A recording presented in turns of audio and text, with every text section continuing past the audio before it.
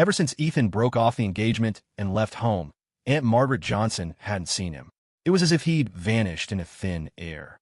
His phone wouldn't connect, and calls made using the driver's or maid's phones also went unanswered. Unable to see Ethan, Aunt Margaret Johnson began having frequent nightmares. She dreamed of Catherine, wearing pigtails and a red dress, sucking her thumb and looking up at her quietly. "Who are you?" "Mommy, it's me, Catherine. I'm the Catherine you call for every day. Don't you recognize me?" "Catherine? No, I'm not your mother. Get lost." "Mommy, you don't want me anymore?" "Okay, I'll get lost." As soon as the little girl finished speaking, her head fell off. Her small, round head rolled and rolled across the floor until it reached Aunt Margaret Johnson's feet. She lowered her head and met the little girl's pitch-black eyes. When fear reaches its absolute peak, one is rendered speechless, unable to scream. The little girl grinned. "Mommy, I rolled over here." Aunt Margaret Johnson woke screaming from the nightmare, her blood-curdling shriek chilling in the dead of night. She grabbed handfuls of her long hair, tearing at her scalp, her eyes darting around in terror as if she could see something lurking in the darkness. Richard Johnson, sleeping in the next room, was jolted awake. He got up resignedly, pushed open her door, and sure enough, saw Aunt Margaret Johnson collapsed on the floor. "Honey," he walked over, putting on the facade of a caring husband, holding her and soothing her gently. There, you just had a nightmare. Don't be afraid. I saw Catherine. Catherine is dead. Yes, she's dead, but I see her every night. She's perched on my shoulder, standing right in front of me, covered in blood. I can't drive her away. Get Ethan back. Only he can drive Catherine away." In the years since Ethan had returned to the Johnson family, Aunt Margaret Johnson's condition had stabilized through her abuse of him. Her health had been slowly recovering, but who knew things would turn out like this? Now, Aunt Margaret Johnson's condition was even worse than before.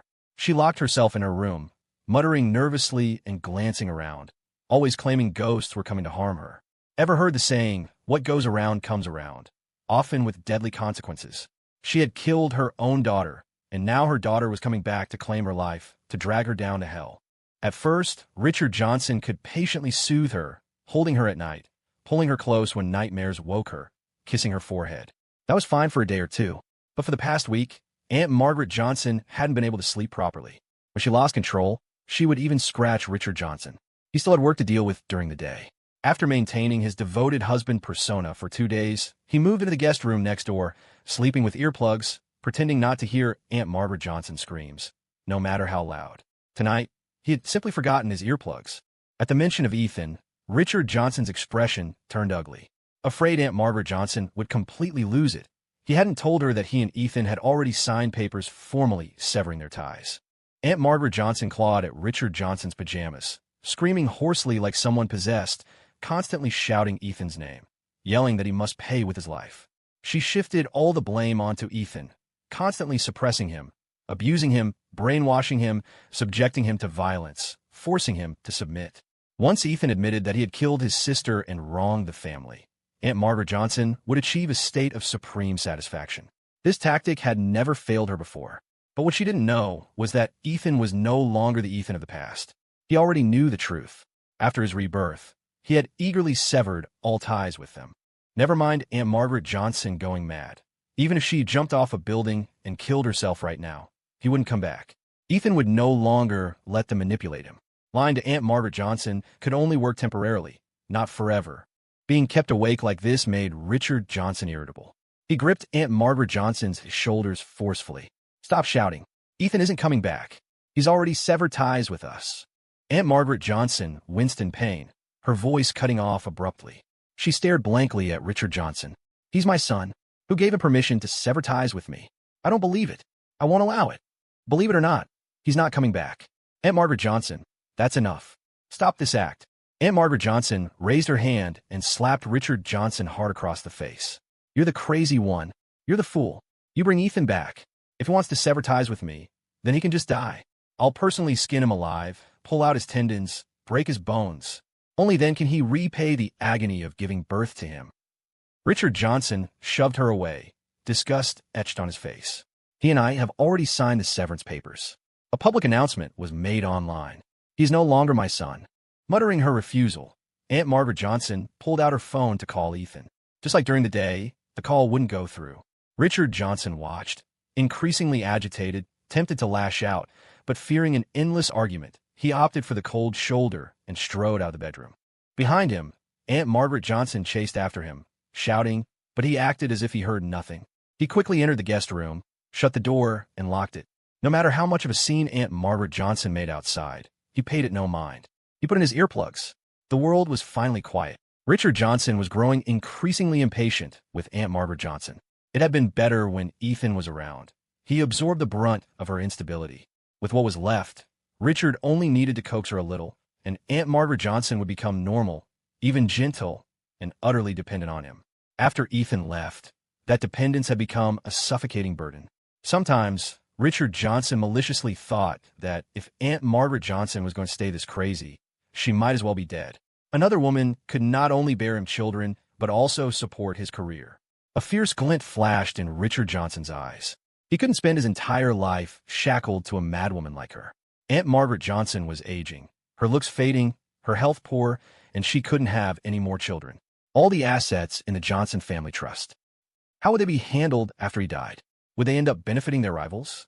An adopted child was certainly no substitute for one's own flesh and blood. It wasn't too late to have a child now and raise them properly. But if Aunt Margaret Johnson ever found out he had an illegitimate child outside their marriage, she would undoubtedly raise hell. If his devoted husband persona crumbled, it could even impact the company's market value. Suddenly, his phone vibrated beside his hand. Richard Johnson picked it up. Seeing it was a call from Benjamin Harper, he immediately removed his earplugs and answered. Benjamin Harper, why are you calling me so late? I'm about to sign for that plot of land in the Westbrook district.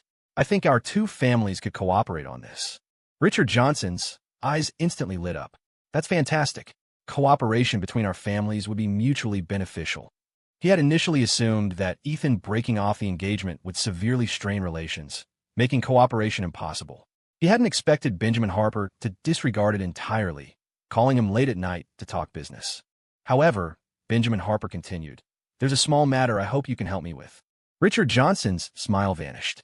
What is it? Benjamin Harper adopted a persuasive tone. Amelia has her heart set on William now. Nothing I say makes a difference. She's my only daughter. I've spoiled her for over 20 years. I can't just abandon her. I can't bear to. William is actually a decent kid. His only drawback is his poor background. If you could formally adopt William, take him in under your name, then Amelia could marry him legitimately without facing gossip and rumors. It would also conveniently resolve the marriage alliance issue between our families. It kills two birds with one stone, really. What's so proper about that? How does that kill two birds with one stone? Benjamin Harper finished speaking, but silence stretched on the other end. He waited a while before prompting, Old Mr.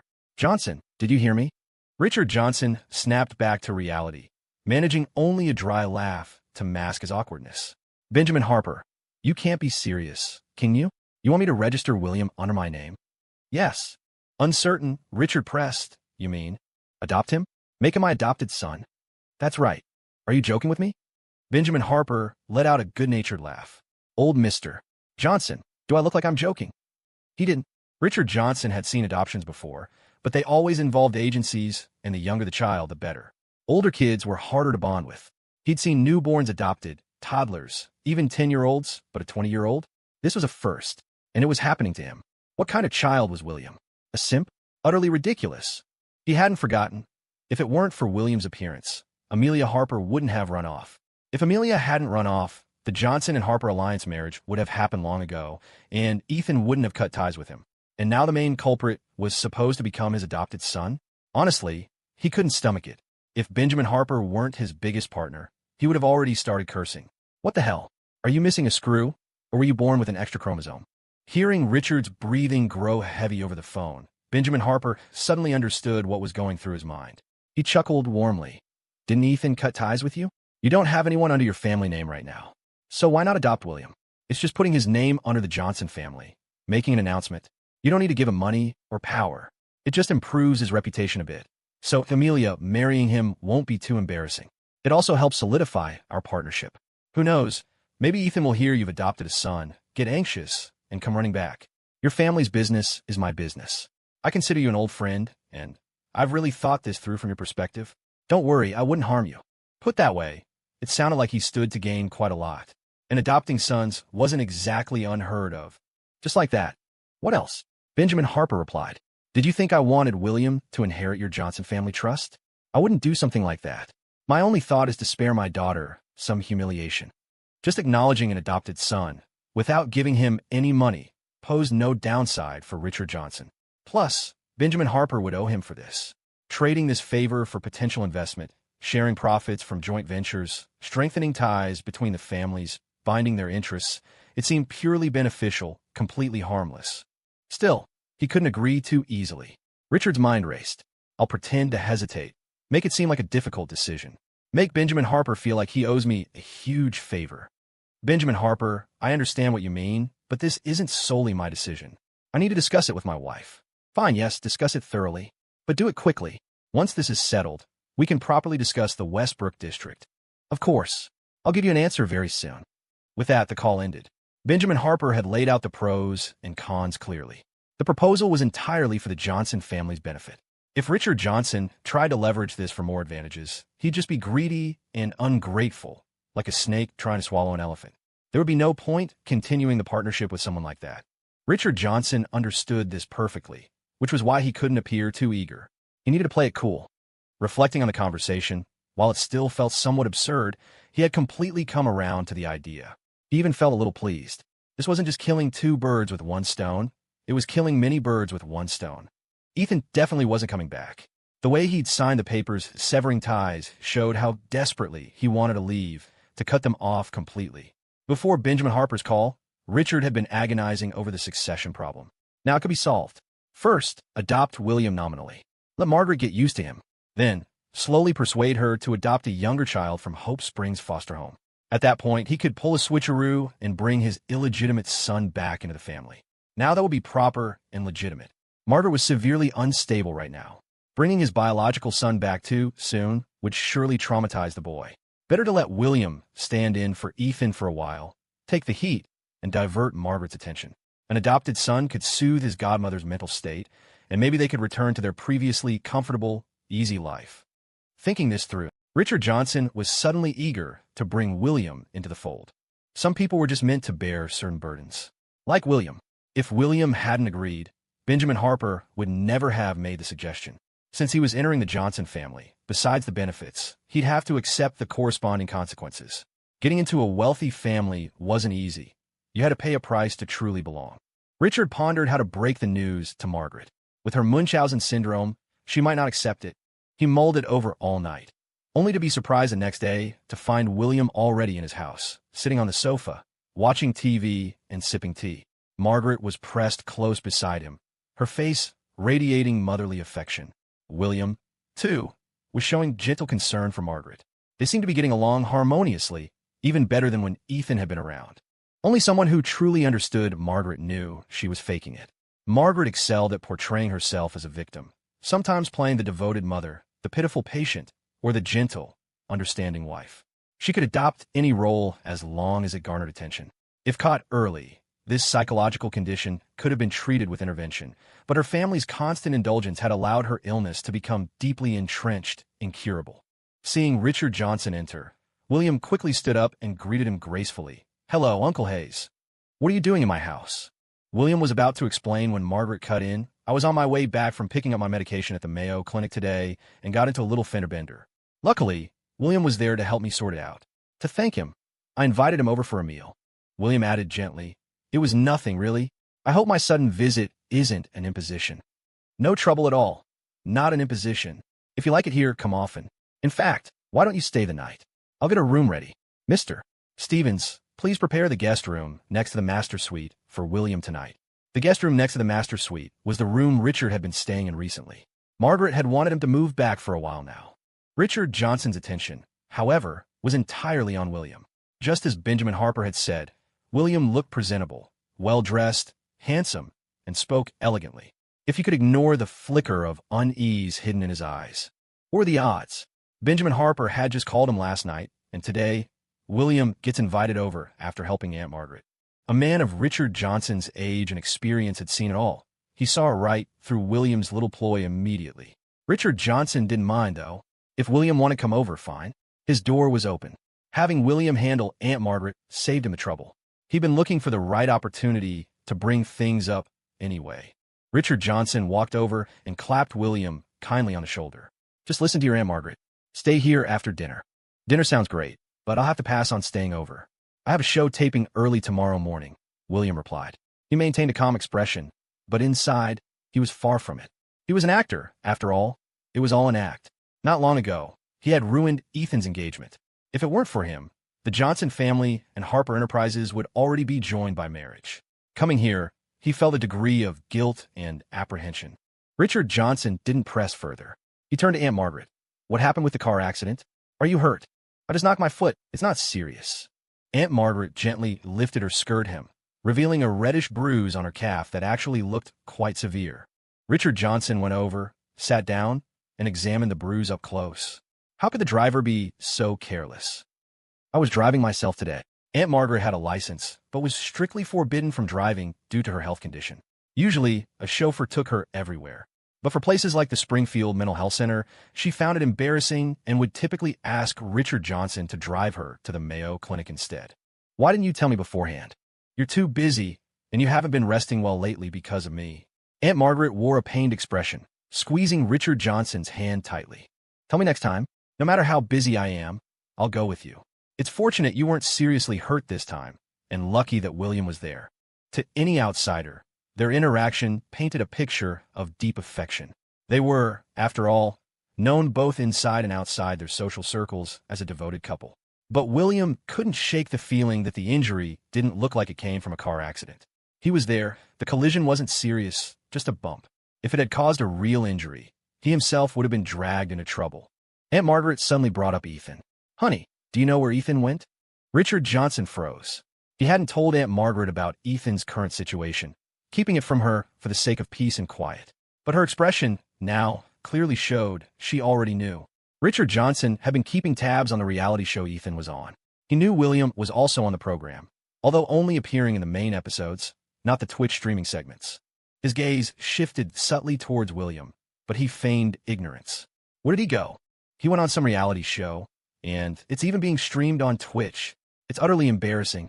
No wonder I couldn't reach him on his phone. Honey, arrange for someone to drag him back here. Richard Johnson was unsure how to respond, but thankfully, William chimed in. Aunt Margaret, Ethan signed a contract. He won't be able to come back for a while. Besides, the place where they're filming is 1242, 74 miles away, at some Oak Ridge farm. Aunt Margaret asked. Then how can I contact him? They had to turn in their phones before the show started. If you want to send him a message, I can help you contact the production crew. Aunt Margaret thought for a moment, then said, Let's forget it then. Some things aren't convenient for you to pass along. Doesn't your show have any breaks? How long will filming take? There are breaks, but it depends on the director's schedule. I'll let you know once I have more detailed information. Thank you so much, William. Judging by Aunt Margaret's expression and tone, she seemed quite pleased with William. For dinner, the chef prepared a lavish spread. William chatted with Aunt Margaret while they ate. After resting for 30 minutes post-meal, he left. Richard Johnson tentatively asked his wife, What do you think of William? He's all right, I suppose. Why do you suddenly ask about him? When Aunt Margaret wasn't having an episode, she was harder to read. Richard Johnson didn't hide anything, telling her directly about Benjamin Harper's phone call. If you think William is decent, we can make him our godson. He can keep you company more often when he's free. William's an actor, right? Does he have many fans?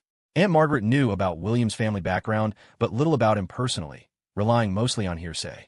Richard Johnson paused, then nodded. Across all platforms, probably over 50 million followers. Over 50 million followers, practically a popular young star with serious influence. Aunt Margaret's eyes lit up. She grabbed Richard Johnson's hand tightly. Then let's do it. Let him call me godmother. There's no harm in accepting him. He has influence and fans. He can bring positive attention to our Johnson group, and Harper Enterprises will end up owing us a favor. Then, when William and Amelia get married, Amelia will have to call me mom too. Our families will have a real marriage alliance then. Accepting William as a nominal godson without spending a dime was impossible, being that cheap wouldn't look good if word got out. But investing in a few projects for him to star in was something they could afford. Aunt Margaret was right. Accepting William held no disadvantages. He brought fame and fortune, an ideal choice to solidify the relationship between the two families. If one didn't consider Ethan, Aunt Margaret paced around the dining room, clapping her hands slowly, her face alight with excitement, but the smile didn't reach her eyes, which looked chillingly grim. Ethan wants to cut ties with me, doesn't he? Fine. Then I'll leave my entire Johnson family trust to William. I'll make Ethan regret it so much he'll come crawling back, begging me." Aunt Margaret felt her way along the sofa to the TV cabinet, touching the expensive vases and ornaments worth hundreds of thousands. She tilted her head back, staring at the golden chandelier hanging above. All of this was originally Ethan's. Since he doesn't appreciate it, I'll leave it to William. This way, William would not only snatch Ethan's fiancée, but also take the Johnson family trust that belonged to him. You couldn't apply normal logic to someone with her condition. Richard Johnson, though intensely irritated, patiently reasoned with Aunt Margaret. "Let's talk about the inheritance later. If they really gave it all to William, what about his children outside the marriage?" After coaxing Aunt Margaret back to the bedroom, Richard Johnson went into the study and called Benjamin Harper. He told him he had made up his mind and agreed to accept William as their godson. However, for the benefit of both families, signing an agreement would be prudent. Both men were shrewd old foxes. A few words back and forth, and the matter was settled.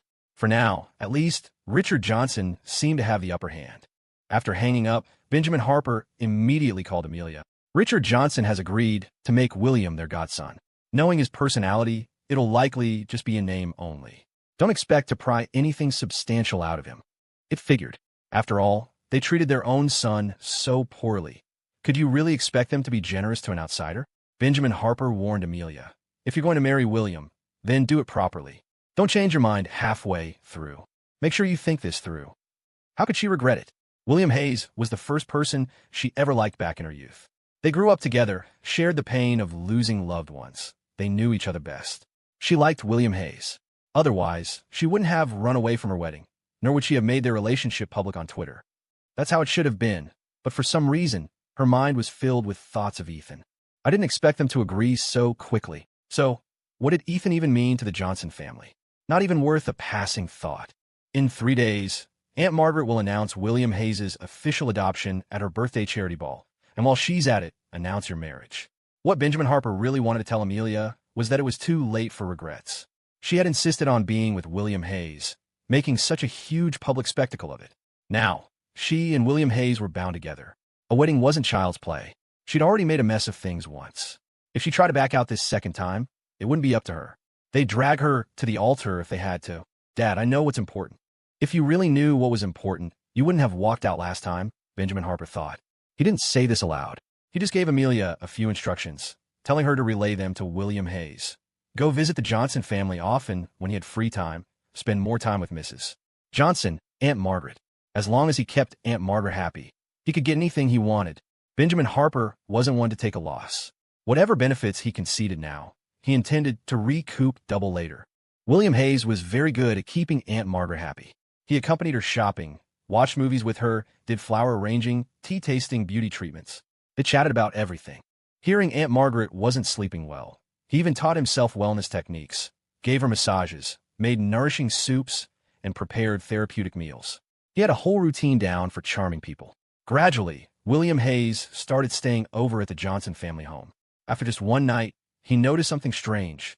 They say loving parents can resolve most family conflicts. Being in such a harmonious family should feel comfortable and warm, but he noticed the housemaids in the villa rarely spoke and seldom smiled. William Hayes didn't dwell on it, but just before falling asleep, he suddenly thought of Ethan. Why couldn't Aunt Margaret stand Ethan? Had Ethan done something terrible to deserve being disliked, resented, and kicked out of the house? Soon, it was Aunt Margaret's birthday. After deciding to adopt William Hayes, she and her husband began preparations, wanting to finalize everything as quickly as possible. They booked the Rosewood Grand Hotel, and all the prominent figures in their social circle were invited. The scale of the event rivaled Ethan's engagement party. Not only were distinguished guests invited, but Aunt Margaret also secretly contacted a large number of reporters for interviews.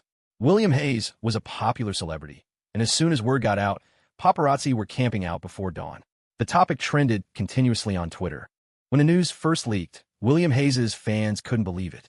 Could such a windfall just fall from the sky and land right on their idol? Fans flooded the official Johnson Group social media page demanding answers. Soon, the official Johnson Group account posted an announcement. Tomorrow at 8 a.m., we will announce important happy news. Everyone is welcome to watch the Twitch streaming. Victoria Harper watched their every move. Although she wasn't in Rosewood City, she had many contacts and informants. It could be said that from the first day Aunt Margaret had the car accident and coincidentally met William Hayes, everything was within her control. Previously, she had planned to release information about Ethan's mistreatment within the Johnson family. But seeing how eagerly the Johnsons were rushing the adoption, she decided to give them a big gift instead, letting William Hayes get a taste of the Johnson family's true atmosphere beforehand. Lately, the director hadn't assigned any major tasks. With the hot weather, he was also worried about the participants' well-being, so aside from letting them have free time, he arranged some light, fun games to help the male and female participants bond. However, it turned out that the female participants only seemed to be growing closer to Ethan. Grace Parker spent her days researching Cajun cuisine, wanting to cook something delicious for Ethan, but the only thing she could make well was still porridge. Although Olivia Bennet still spoke sarcastically to Ethan, anyone could tell there was no real malice behind it. She approached him awkwardly, pestering him with questions like a grade schooler. As for Victoria Harper, ever since returning from her date with Ethan, she had become noticeably colder towards him. She'd occasionally give him a cold smile, and while she still tied his apron when they cooked or washed dishes together, she did it with excessive force, once even snapping the strings. No one knew why Victoria Harper was angry. When she got mad, she wasn't very threatening, like an annoyed house cat. Anyone who's owned a cat knows they're sensitive to scents. If the owner comes home smelling of another cat they petted outside, some house cats become unusually irritable, hissing, waiting for their owner to appease them. The director preferred their previous dynamic and urged Ethan to go appease her. The consequences of upsetting this little princess could be serious, and the longer he waited, the worse it would get. After holding out for 2 days, Ethan finally went. It wasn't that he didn't know how to appease someone, but when faced with Victoria Harper, he felt completely inept. In the yard, Victoria Harper was engrossed in washing clothes by hand. There was a washing machine at Oak Ridge Retreat, but it was such a poor model it didn't clean clothes properly, so Victoria had taken to hand-washing everything since arriving. She was meticulous about cleanliness and hated sweating, sometimes changing her clothes 2 or 3 times a day. Even Victoria Harper washing clothes sparked discussion, with comments saying her practice movements didn't seem like Lady Harper. In many people's minds, wealthy individuals hired housemaids. Tasks like laundry would never fall to her. Olivia Bennet, for instance, wasn't very good at laundry, either tossing things directly into the machine or just briefly soaking them before pulling them out. Ethan walked over to Victoria Harper and said gently, "The cotton candy the other day, I know you arranged for someone to buy it." Victoria Harper scrubbed at the clothes in her hands, replying coolly, "So, you don't want to owe me a favor and want to pay me back?" Ethan had actually considered that. He was about to nod, but seeing the unpleasant look on Victoria Harper's face as she glared at him, his intuition screamed that nodding now would be dangerous. "That's just my way of pursuing someone. It's none of your business." Victoria Harper's complexion wasn't normal today. It had a sickly pallor. Her tone was stiff, as if she were enduring some kind of pain. Ethan immediately noticed something was wrong physically. "What's the matter? Are you feeling unwell?" Victoria Harper frowned, sucking in a sharp breath, her hand trembling as she braced herself against the wash basin. "My stomach hurts." That time of the month arrived. Victoria Harper hadn't taken good care of her health when she was younger, resulting in painful periods every month. It wasn't just ordinary pain. Severe episodes involved vomiting, dizziness, and a heavy, dragging sensation in her lower abdomen, as if it were filled with lead. This time, whether due to the change in environment or exhaustion, her period had arrived early and was even more painful than usual. "I brought peppermint oil capsules. I'll go get them. You go rest first." Victoria Harper ignored him. After remaining stiff for a moment, she went back to washing clothes. Before she could even start scrubbing again, after putting her hand back into the cold water, Ethan grabbed her wrist. In a somewhat stern tone, he said, "Go rest. Didn't you want to keep your distance from me? Draw a clear line between us. Cut ties completely." Victoria Harper lifted her wrist, staring pointedly at his hand, gripping it. "Why are you bothering with me now? There's still a Twitch live stream running nearby. Aren't you afraid? People will misunderstand. Didn't you want to draw a line between us? Stay away from me? Avoid trouble? Then what are you doing holding my hand right now?" Victoria Harper's tone was deliberately provocative as she spoke, the corner of her eye lifting slightly. Paired with the small beauty mark there, it created an air of delicate charm. Reason told Ethan they should separate, especially in front of the cameras, but his grip on Victoria Harper's hand tightened instead. Finally, he let go. "I'll go get the peppermint oil capsules. I'm allergic to painkillers. Taking them would make me feel worse." Victoria Harper's face was pale, her voice hoarse and aggrieved. "It's fine. I'm used to this pain. It'll pass after a while." Despite the hot weather, her hand had been ice cold when he held it just now, and her legs were trembling. Anyone could see she was suffering, just putting on a brave face. Just go. I still have laundry to do. If you don't want people to misunderstand, stay away from me. Stop worrying about me. I've been getting through these years just fine on my own.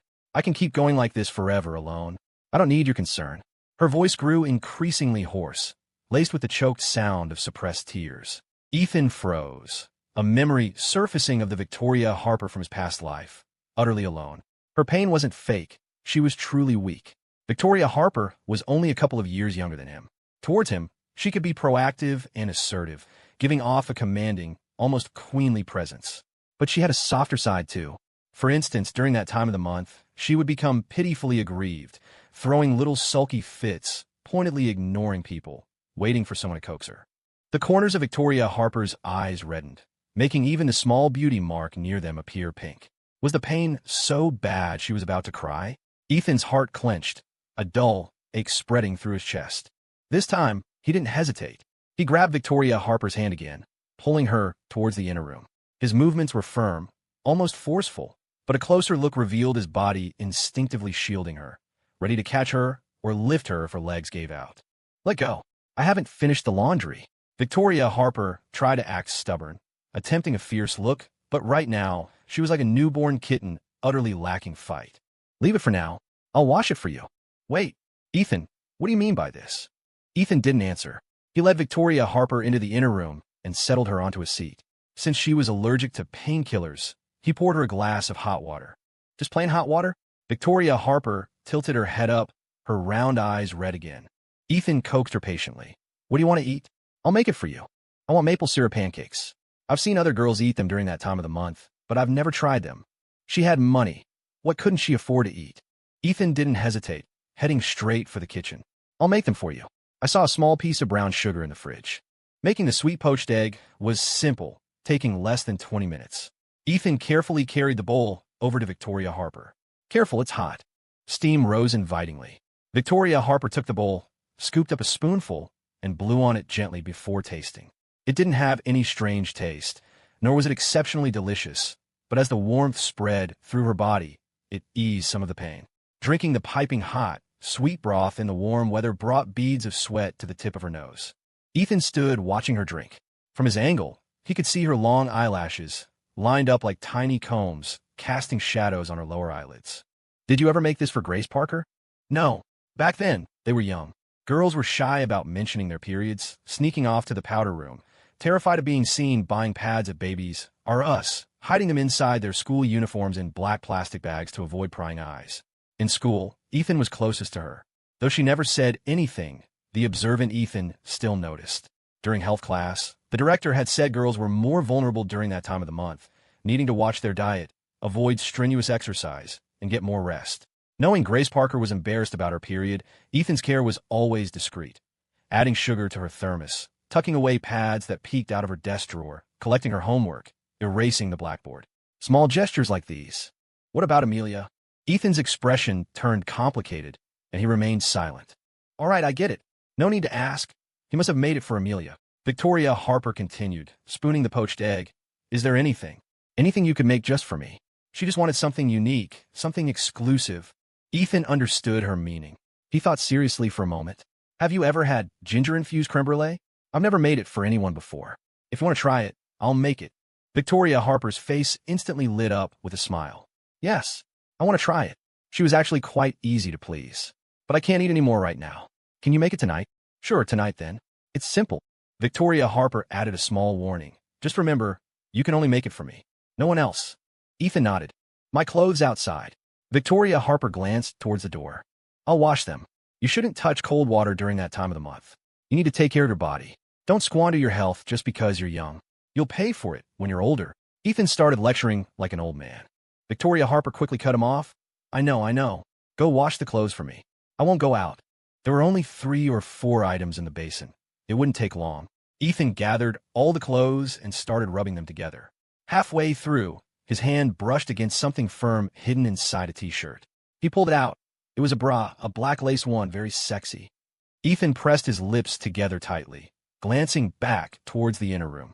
Victoria Harper was sitting obediently on the chair, sipping from the small bowl. Seeing him look over, she even smiled at him. It probably wasn't intentional, right? Ethan quickly finished washing the clothes. He was meticulous with the other items, checking carefully if they were clean. When it came to the bra, he just gave it a couple of quick rubs with his head down before tossing it aside. The cameras wouldn't follow him while he did laundry. After washing, he took the clothes outside to dry in the sun, hanging them up carefully and securing the bra with clips. When he returned, Victoria Harper had finished the sweet broth. Her stomach felt much better, and her complexion wasn't as pale as before. Seeing Ethan come back, she asked, "Are the clothes clean?" "Yes, they're clean." Victoria Harper suddenly stood up and walked closer to him, lowering her voice. "What about my underwear?" His heart skipped a beat. Ethan kept his expression calm. "Wash that too." "Thank you, Ethan. You're really nice." Her face had transformed from sickly pale to radiant. Seeing she was all right, Ethan prepared to leave. Victoria Harper stopped him. "Ethan, tomorrow I'll show you something interesting. Let's set the place." She thought for a moment. "Let's do it in your room. Since you sleep alone, no one will disturb us." Ethan asked, "What kind of interesting thing?" "Surprise." Victoria Harper blinked. "It wouldn't be a surprise if I told you. You'll know when the time comes. Don't be nervous. We're filming a show. Are you, a grown man, really scared I'll do something to you?" She was still on her period. It wasn't that she didn't want to. She just couldn't. Ethan said helplessly, "I'm not nervous." He was just curious. What kind of show required watching in his room undisturbed? 8 a.m. tomorrow. Don't be late. Ethan inexplicably agreed. He looked at the faint pink at the corners of Victoria Harper's eyes, afraid she might start crying again. Ethan started cooking at 6 p.m. Olivia Bennett said she wanted to learn, so she stayed nearby to help. Grace Parker also found things to do in the kitchen, sometimes making tea, sometimes heating milk, all small tasks, but she kept busy. Christopher wanted to get closer to Olivia Bennett, so he hovered around her. With all 5 guests in the kitchen, Logan felt awkward just hanging around and reluctantly joined them. The overcrowded kitchen felt cramped and stuffy, but no one left. Ethan finally spoke up. "Don't you guys think it's hot in here?" The subtext was clear. Maybe some of you could leave. There wasn't much to do anyway. The ingredients were prepped, and stir-frying 4 or 5 dishes wouldn't take long. Only one person needed to watch the stove, which was supposed to be his and Victoria Harper's job. With everyone crammed in, what was the point of having the production crew handle meals? Grace Parker reacted first. "Olivia, you don't know how to cook anyway. Why don't you go out?" Olivia Bennett wasn't willing. "Why should I leave? I'm learning from Ethan. He's my teacher now. Why don't you leave? I see you walking around, not really doing anything." "Victoria Harper, isn't it that time of the month for you? Maybe you should go rest? We don't need this many people in the kitchen." Hearing this, Olivia Bennett quickly chimed in. "Yeah, Victoria Harper, go rest. I can watch the stove." In their eyes, Victoria Harper was their biggest rival. Lately, Victoria had seemed distant from Ethan, yet her every move still seemed to dictate his reactions. It was safe to say that whenever she was with Ethan, she was the one in charge. Victoria Harper met their gazes and stood up. "I'm fine here. The heat from a stove feels good on my stomach. You two, on the other hand, are you starving? So eager to take my job."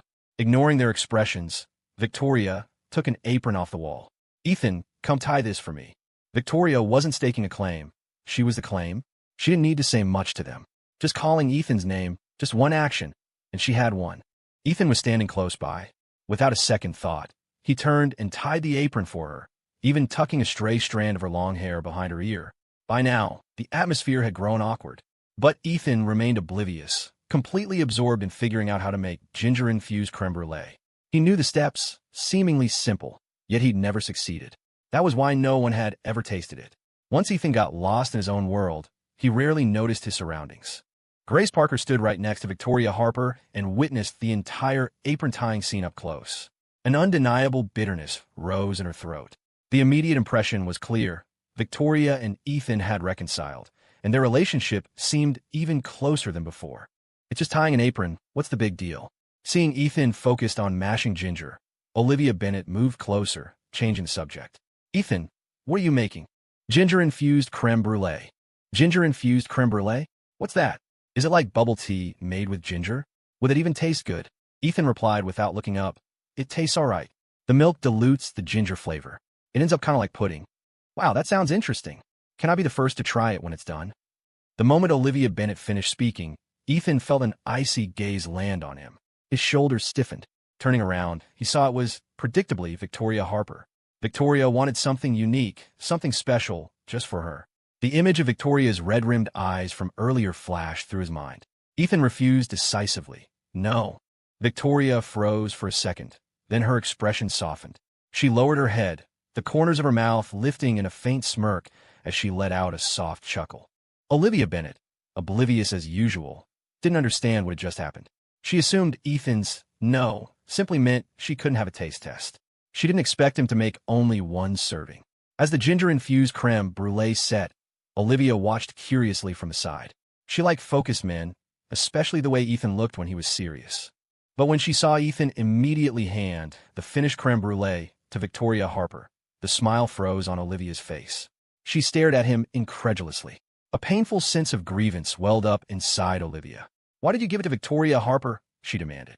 After her aggressive outburst, she realized everyone was staring at her, remembering the millions watching on the Twitch chat. Humiliation mixed with her hurt. She felt like she was back in childhood, when her family made her favorite honey-glazed roast chicken. She loved the drumsticks most, but a chicken only has two. Her parents always gave them to her older sister and younger brother, leaving none for her. Once was fine, but it happened every time. Finally, one day, she had exploded, demanding, "Why do they always get the drumsticks? Can't I ever have one? Why are you so biased? Why can't you be fair to me?" Perhaps triggered by these painful memories, Olivia's eyes reddened. She quickly looked down and rushed out of the kitchen. Christopher hurried after her. Grace Parker stood quietly to the side. Among everyone there, her relationship with Ethan should have been the closest, yet now she felt like an outsider, unable to get involved. Before this, Ethan had always prioritized the group, sharing whatever he made. This was the first time he prepared something exclusively for one person. Was Victoria Harper really that special to him? Grace thought bitterly. Logan, cringing with awkwardness, hesitated for a moment before retreating as well. Grace silently took the dishes out. The once crowded little kitchen instantly emptied, leaving only Victoria Harper and Ethan. As if nothing had happened, Ethan asked Victoria, "How is it? Does it taste good?" Not bad. She didn't actually like ginger. She'd pick it out of stir-fries and restaurant meals. But she finished every bit of the ginger-infused creme brulee Ethan had made. "This is actually the first time I've made it successfully." Victoria put down the bowl. "And if it had failed, then I would have thought of something else." Ethan cleaned the stove, preparing to stir-fry the main dishes. "Do you know why Olivia Bennet got angry?" Victoria asked. Olivia often got upset with Ethan. This time, although Ethan was puzzled, he didn't dwell on it. In his view, Olivia was just childish, quick to anger, but quick to get over things. She'd probably be fine after dinner. If Ethan doesn't know, let him stay ignorant, Victoria thought. She wasn't about to ask for trouble by explaining it to him. "Still flirting with girls here? Your parents are about to disown you." Every time the cast clashes, it's so intense. It's always drama with 3 women. It's obvious all 3 female guests have eyes for Ethan, even if the fans and anti-fans won't admit it. Watching all this time, I don't think Ethan's a bad person. If he's really the scumbag the netizens claim, his acting skills could rival an award-winning actress. Couldn't Ethan just make one more serving? Why only give it to Victoria? He even made our Olivia Bennet storm off in anger. I missed one day. When did Victoria and Ethan get so close? He even fired up the cast iron stove just for her. Ethan's finally making a move. Looks like Victoria really is special to him. "Olivia Bennet, please don't fall for Ethan. Don't forget, he's your best friend's ex-fiancé. If you go for him, it'll be a huge scandal. Expect your fans to desert you. You should take a good look at Christopher Foster beside you. He's the only one who genuinely treats you well." Grace Parker, "So, should I just leave? Seriously, why won't the Johnson family acknowledge Ethan? Isn't it Ethan's own fault? His fiancée ran away from the wedding, and his own parents cut ties with him. I refuse to believe there's nothing wrong with Ethan. You can know a person's face, but not their heart. The people closest to him know him best, and even they've distanced themselves. His character must be terrible." After Ethan finished cooking, he called everyone out to eat. Olivia Bennet didn't come out after being called several times. Christopher Foster finally got her. She dragged her feet out, only to see the table laden with her favorite dishes, especially the sweet and sour pork ribs right in front of her. She wondered, was this Ethan's way of apologizing? If so, she wasn't entirely unwilling to forgive him. Olivia Bennet sat down quietly. By now, most of her anger had subsided. The lingering discomfort in her chest was a mix of embarrassment and indignation from losing face and a sliver of resentment. Why, in less than a day, Was Ethan treating Victoria so differently? What had changed between them? Olivia Bennet recalled the events of the past few days. Initially, Victoria had been the proactive one, constantly getting touchy-feely with Ethan, either sticking close to him or leaning on him, always making suggestive comments. But right after their date, Victoria had suddenly become cold towards Ethan, a complete turnaround from before, like she was a different person. Anyone could see Victoria liked Ethan. The question was what happened on that date. Was Victoria's sudden shift in attitude a tactic? Get close to Ethan first, let him get used to her presence, then abruptly pull away, creating distance, playing hot and cold. A classic push-and-pull to easily get Ethan wrapped around her finger. Thinking about Ethan now, Olivia Bennet also felt regret. If only she hadn't spoken so harshly to him back then. If she started being nice to him now, would he notice her? And after he noticed her, then what? They just become good friends? That made her feel even more resentful. Olivia Bennet picked at the sweet and sour ribs absent-mindedly, taking 5 minutes to finish one small piece, lost in thought the entire time. Christopher Foster, sitting closest to her, felt a pang. He had been pursuing Olivia Bennet constantly, waking up early to make her breakfast, memorizing her favorite dishes, caring about her well-being, helping her with tasks. He had done so much, yet why wasn't he the first person she noticed? Why was it Ethan? Christopher Foster almost snapped his chopsticks in frustration, but forced a smile. This whole playing house romance needed to end soon. An idea began to form in his mind. Olivia Bennet was still wondering if Ethan would try to soothe her anger like he might with Victoria, when she saw it. Victoria reached for a cold drink, but Ethan stopped her with a hand. No extra words were needed. A single look made Victoria withdraw her hand sheepishly. Drink the soup. No cold drink for the next few days. It's so hot. Can't I have just a little? Ethan narrowed his eyes warningly. Do you want to be in pain again? But every time, that time of the month, my mouth gets so dry. Drinking water doesn't help. I just want it. Victoria put down her bowl, nudged Ethan gently with her elbow, looking aggrieved and hesitant. It was a perfectly normal exchange, yet somehow, coming from Victoria, certain words sounded incredibly suggestive. Cold drinks are out. If you want something else, I can make you bubble tea, flower tea, or some cooling iced tea. Once this passes, I can make iced plum juice too, and iced jelly or chilled rice cakes. Whatever you want. Victoria finally beamed. It's a deal then. Tomorrow morning, I want bubble tea, iced tea for lunch, and fruit tea for afternoon tea. Ethan is busy every day. Why should he make all these things just for you? Olivia Bennet thought indignantly. Just as she was about to retort, she heard Ethan, sitting opposite, say, "Okay." The ache started in her chest again. After dinner, Christopher Foster asked Olivia Bennet to go for a walk. Since she was in a bad mood, Olivia agreed. Walking along the path in Greenfield Township, the night breeze was cool. There were no streetlights, so they each carried a flashlight. Olivia swung her beam of light, kicking at stones beneath her feet with her head down. "Olivia, do you like Ethan?" "How could I possibly like him?" Olivia shot back loudly, like a cat whose tail had been stepped on. Towards him. Anyway, it's not what you think. I see him as a normal friend. Maybe you saw me hanging around him recently, but that was because I wanted to learn cooking, not because I deliberately wanted to be with him. And today, I was angry because of the ginger-infused creme brulee. How could he make it just for Victoria? Victoria is his ex-fiancée's aunt. It gives people the wrong idea. If he was going to make it, he should have made enough for all 6 of us, shared equally. Giving it to just one person like that easily causes friction in the group. Olivia Bennet rambled incoherently, saying a whole lot of nothing. Her evasiveness was the clearest answer. Christopher Foster had only meant to test the waters, but she'd given herself away completely. Christopher Foster didn't say anything, just quietly watched Olivia Bennet explain herself, flustered. Suddenly, Olivia stopped talking. She bit her lip and looked down, unable to meet Christopher's gaze. The swinging beam of light mirrored her wavering heart. "Forget it, Olivia Bennet. How long are you going to deceive yourself?" Olivia spoke in a hoarse voice. "Okay, I admit it. I do have some feelings for Ethan. I want to get to know him again, properly. I want to be closer to him. And when I see him treat Victoria specially, I get angry and resentful. And I run away," she added silently. She found it ridiculous herself, falling for Ethan. How could she fancy her best friend's ex-fiancé? But then again, if Ethan could accept Amelia Harper's aunt, why couldn't he accept Amelia Harper's best friend? Relationship-wise, didn't that mean she actually had the better chance? But aren't you Amelia Harper's best friend? Don't you think going after her ex-fiancé is a betrayal of your friendship? Aren't you afraid she'll resent you? It wasn't that Olivia Bennet hadn't considered this. She had tried hard to restrain herself, but matters of the heart weren't something she could simply control at will. Well, Victoria Harper went after him too, and she's Amelia Harper's aunt. If everyone worried about every little thing, why even join a dating show? Many people said she was impulsive, that she acted without thinking about the consequences. But in reality, she had thought about it deeply. If she could, she wished she could go back to when she first met Ethan. If she hadn't spoken so harshly to him from the start, would their relationship be a little closer now? Christopher pretty much figured it out.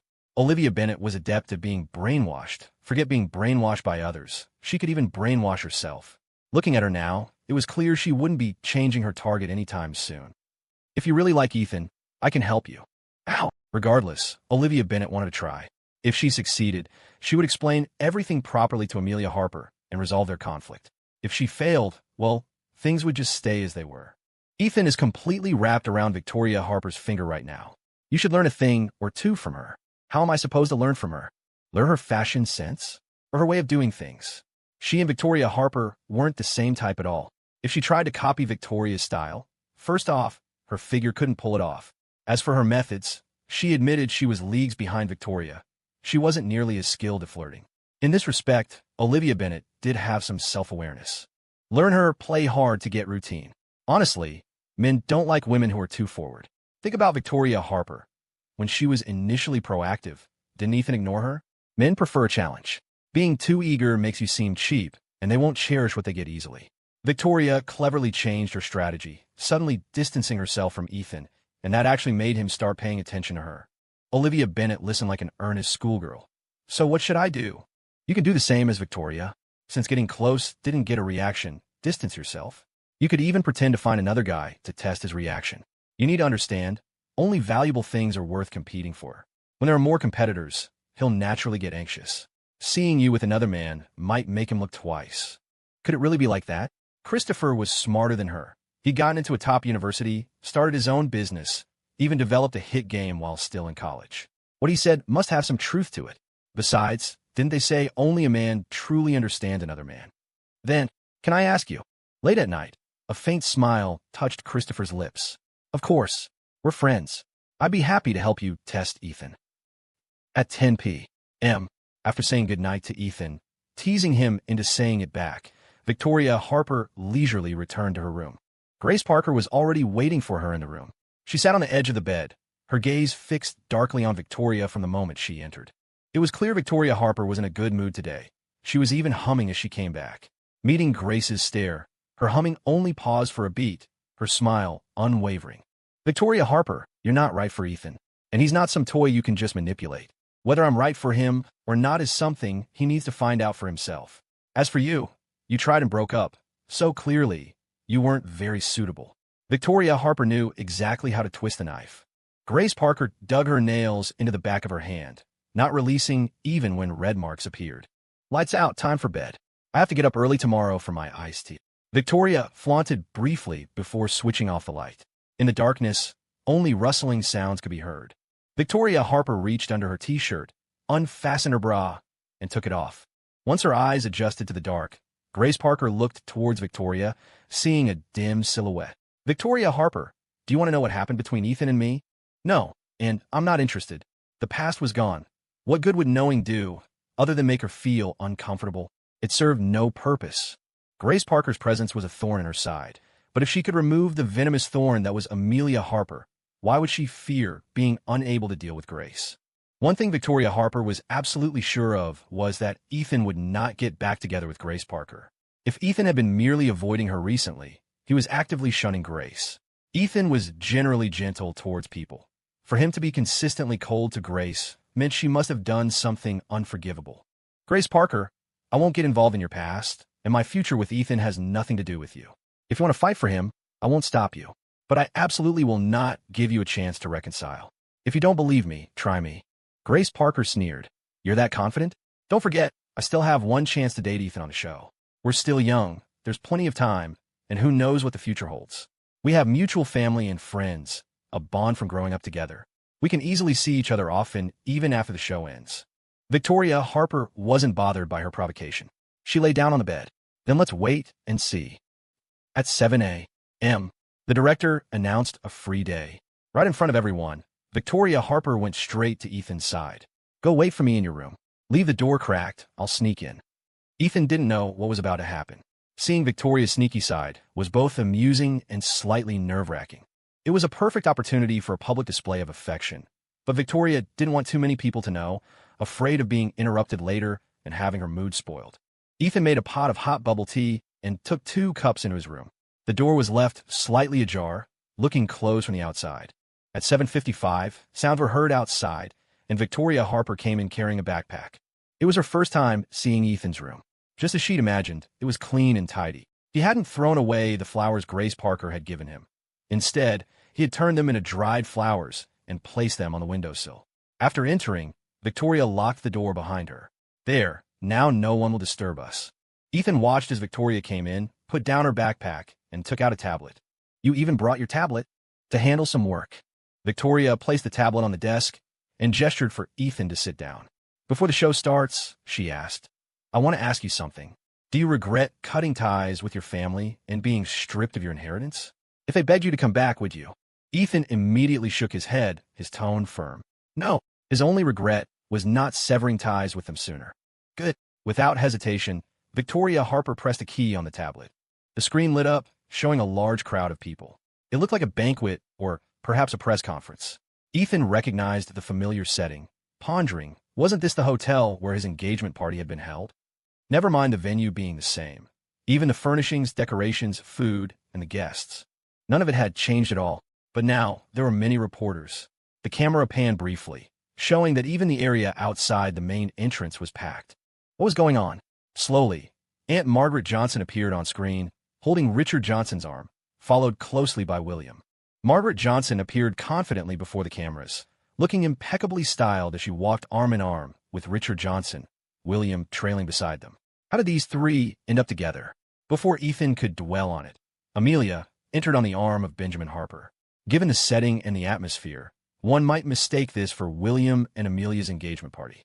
Perhaps it really was. Ethan's curiosity was piqued.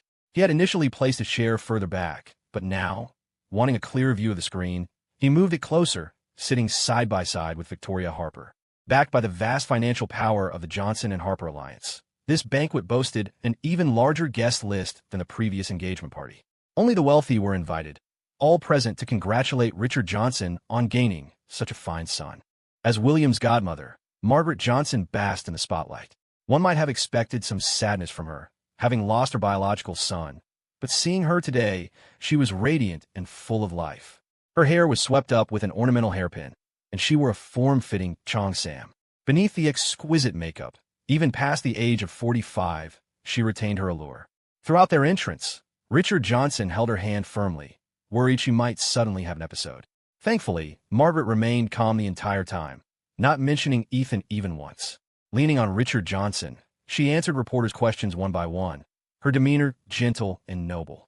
It was hard to imagine that just last night, she had been screaming uncontrollably in her room after a nightmare, shattering a vase worth millions.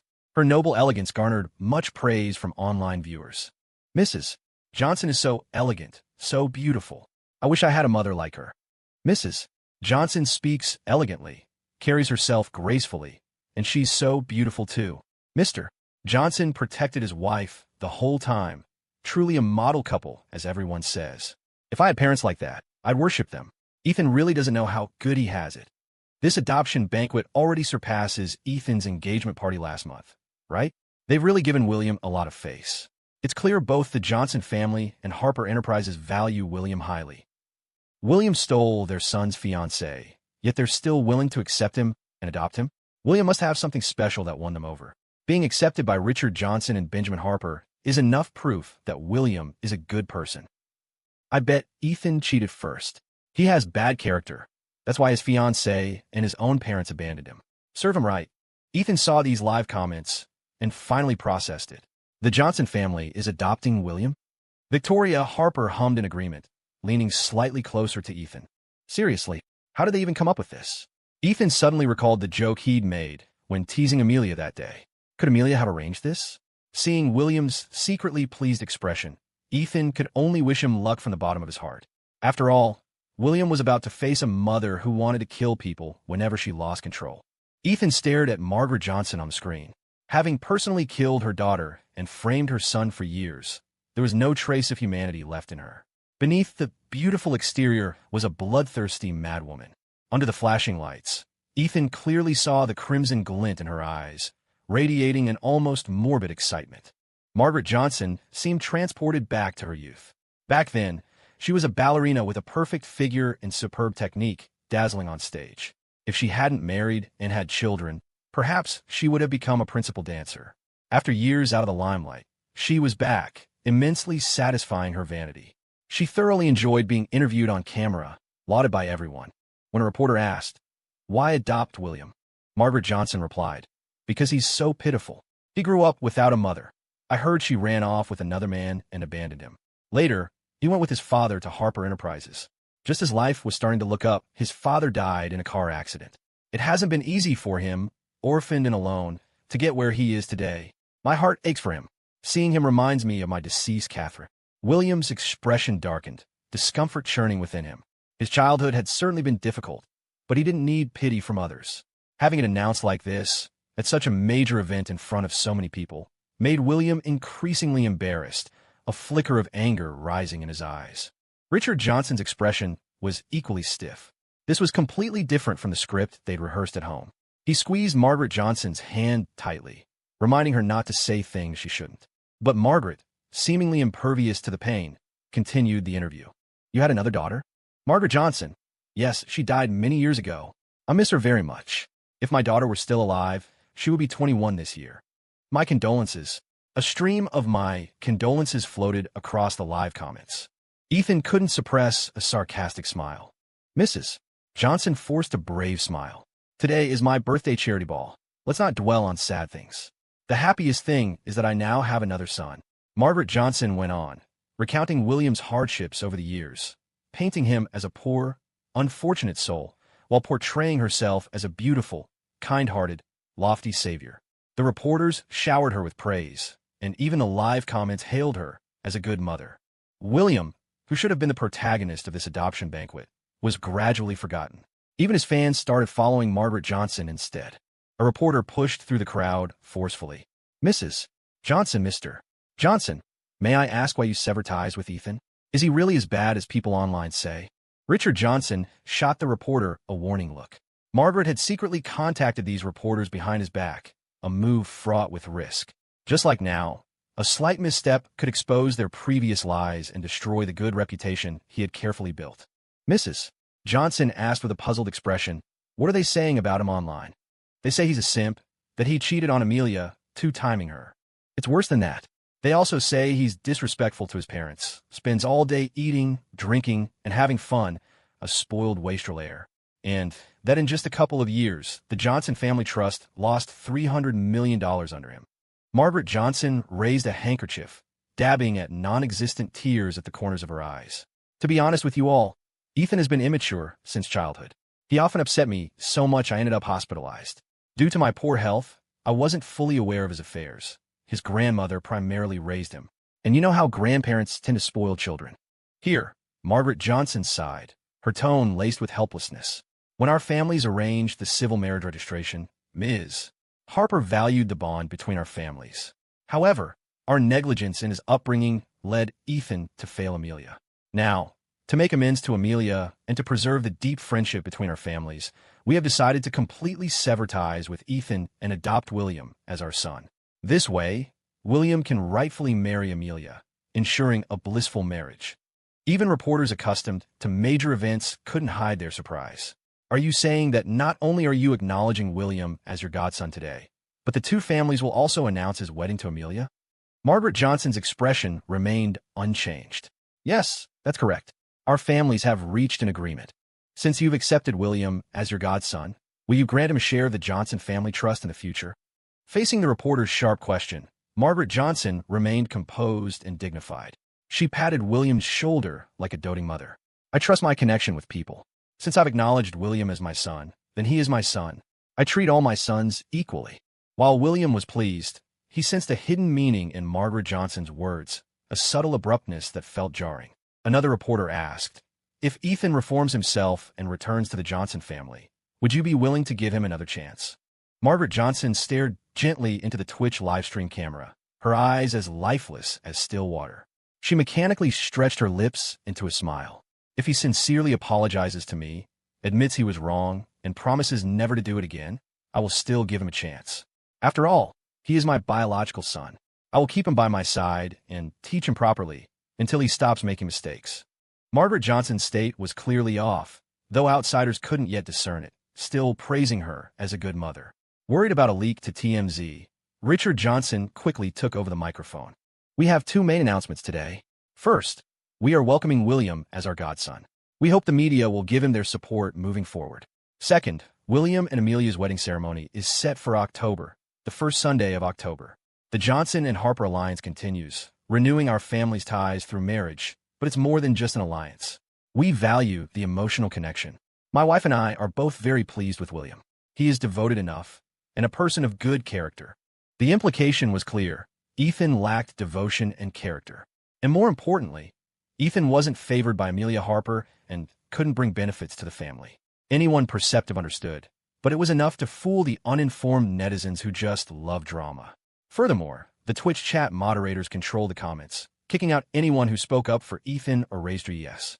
They certainly had a knack for controlling public opinion, but they forgot that lies are always lies, and the more you tell, the more holes appear. Even so, believers still outnumbered skeptics. Most people clung to the idea that parental love is profound. No parents would intentionally harm their own child like this.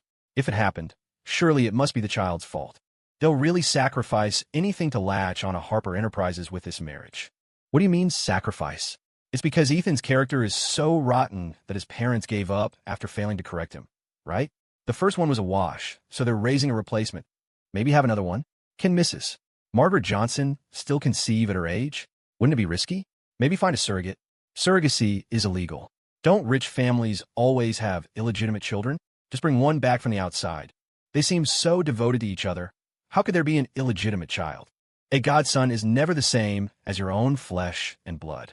From what Margaret Johnson said, it sounds like she'd still take Ethan back if he was willing to admit fault and come home.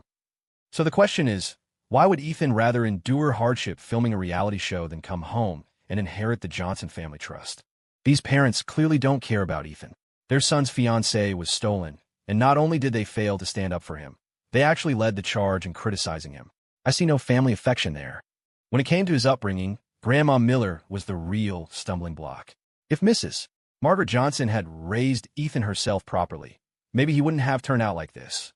Watching this unfold on the tablet, Victoria Harper slowly leaned against Ethan's shoulder. Margaret Johnson must have a mental illness, right?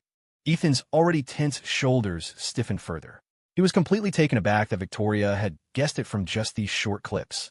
Margaret Johnson's mental illness had been exceptionally well hidden. Her early hospitalizations were covert stays at the Mayo Clinic, and she had to be fully disguised even when picking up peppermint oil capsules. Coupled with her usual masterful facade, no one would ever suspect mental illness. She craves attention so desperately, Victoria continued, wanting every eye in the room on her, even ignoring protocol. She uses William as a foil to highlight her own saintly image and leverages his fanbase to boost her own influence.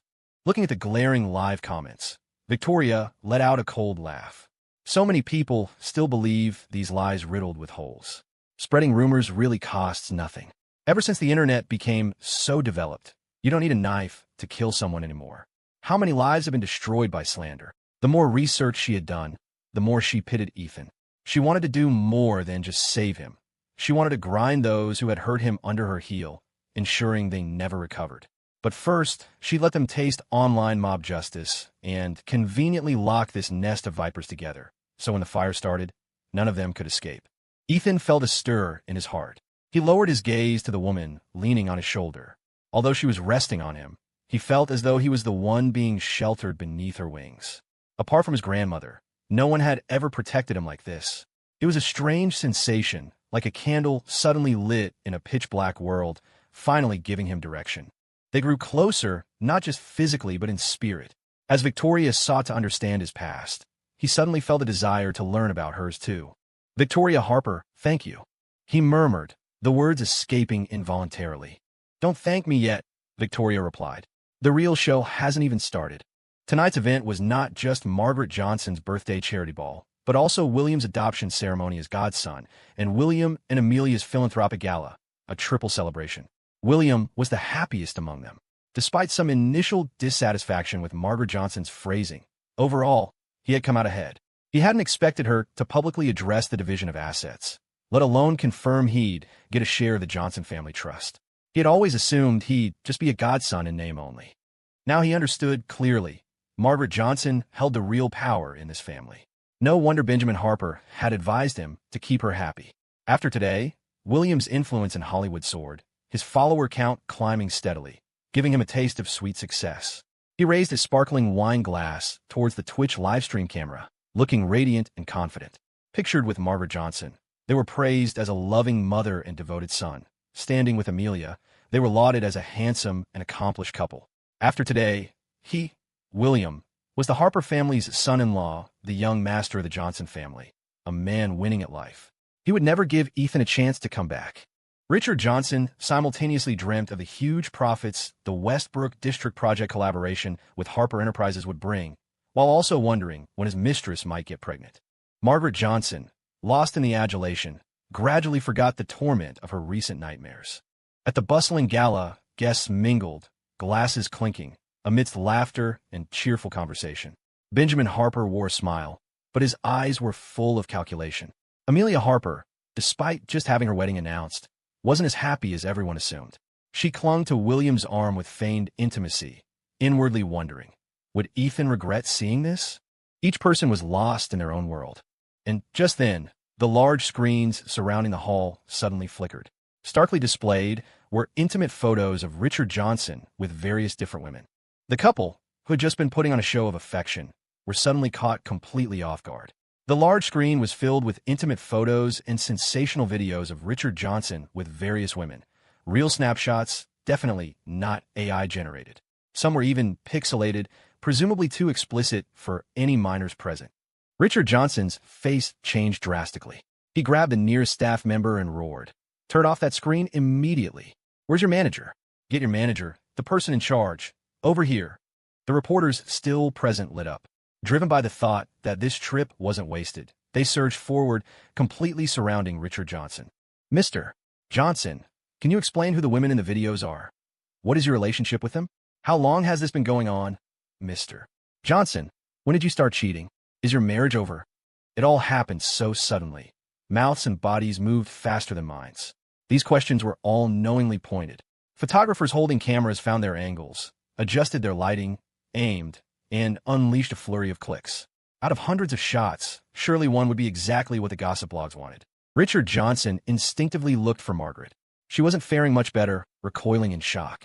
When her eyes met Richard's, they burned with disbelief and fury. Fortunately, the venue security and bodyguards reacted quickly, separating the reporters. Catching his breath, Richard Johnson looked down at the footprints on his shoes, his face dark. Who could have released these videos and photos? He had been so discreet. Who had the means to expose this? Richard suspected everyone, from business rivals to Benjamin Harper, even adding Ethan to his mental list. But he quickly dismissed Ethan, confident the young man didn't have the capability to dig up so much. Richard's mind raced with panic. A cold sweat broke out across his forehead and down his back, his palms clammy. Just thinking about the look in Margaret's eyes made his heart clench as if caught on a fishhook. It was over. Richard didn't dare go online, didn't even dare look at his phone.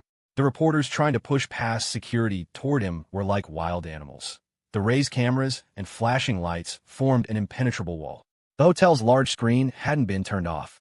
Not only that, but the screens outside, even those lining the entire street, were now broadcasting Richard Johnson's cheating scandal. It was being live-streamed everywhere. Wait, is that Richard Johnson? He cheated?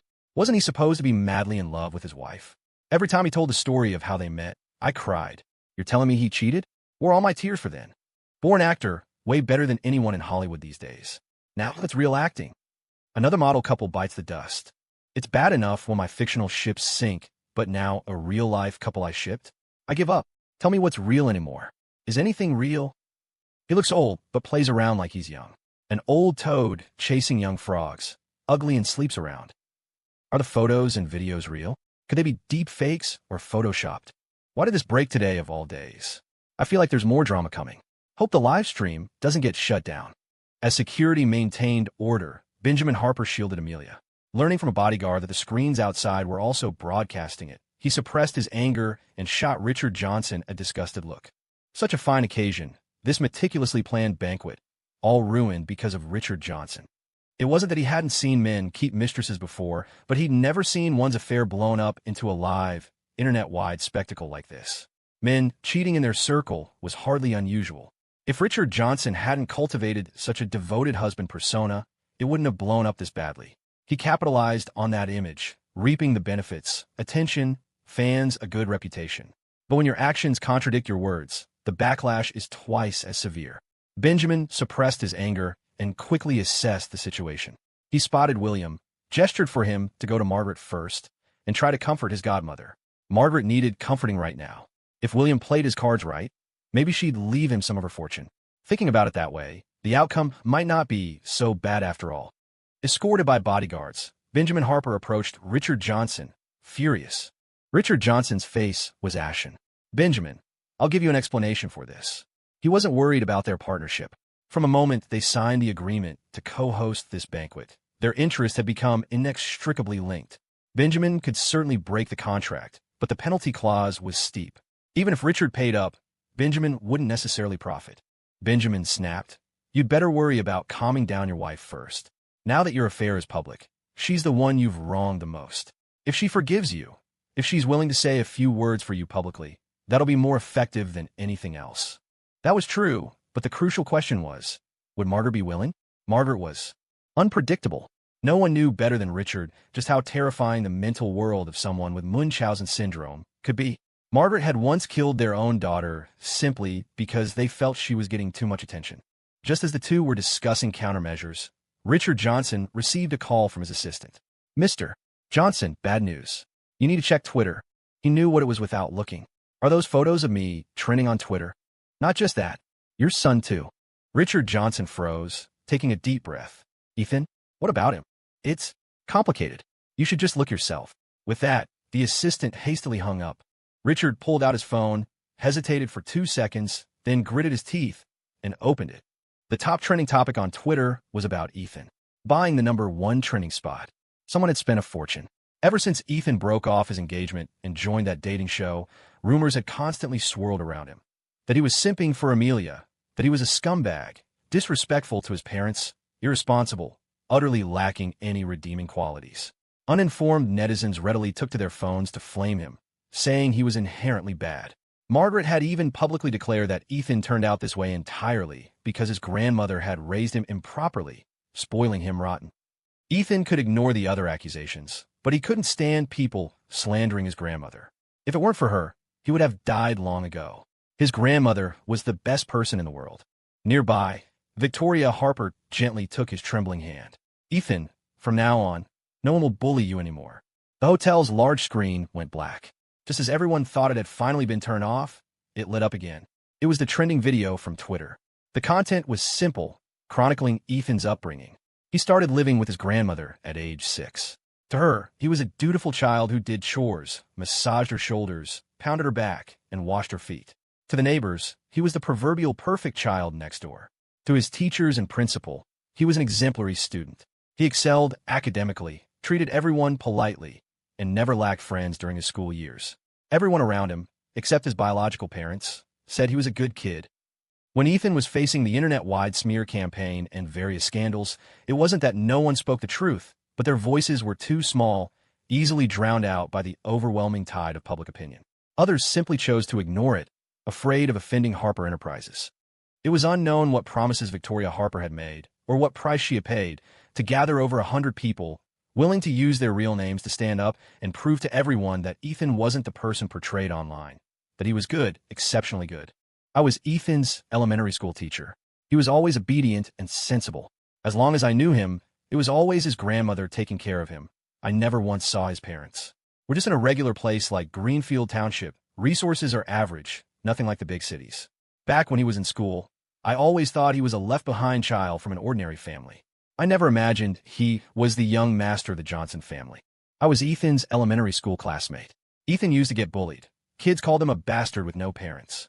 He never mentioned his parents, and they truly didn't seem to care about him at all.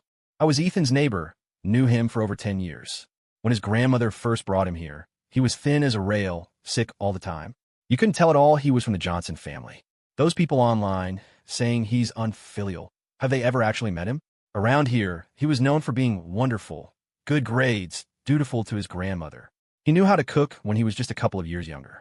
When he came home, he'd help his grandma with chores, pound her back, massage her shoulders. When he was a freshman in college, his grandmother got sick. He rushed back overnight and stayed by her bedside in the hospital for a month. Sadly, she still passed away. During that whole time, we never saw his parents either.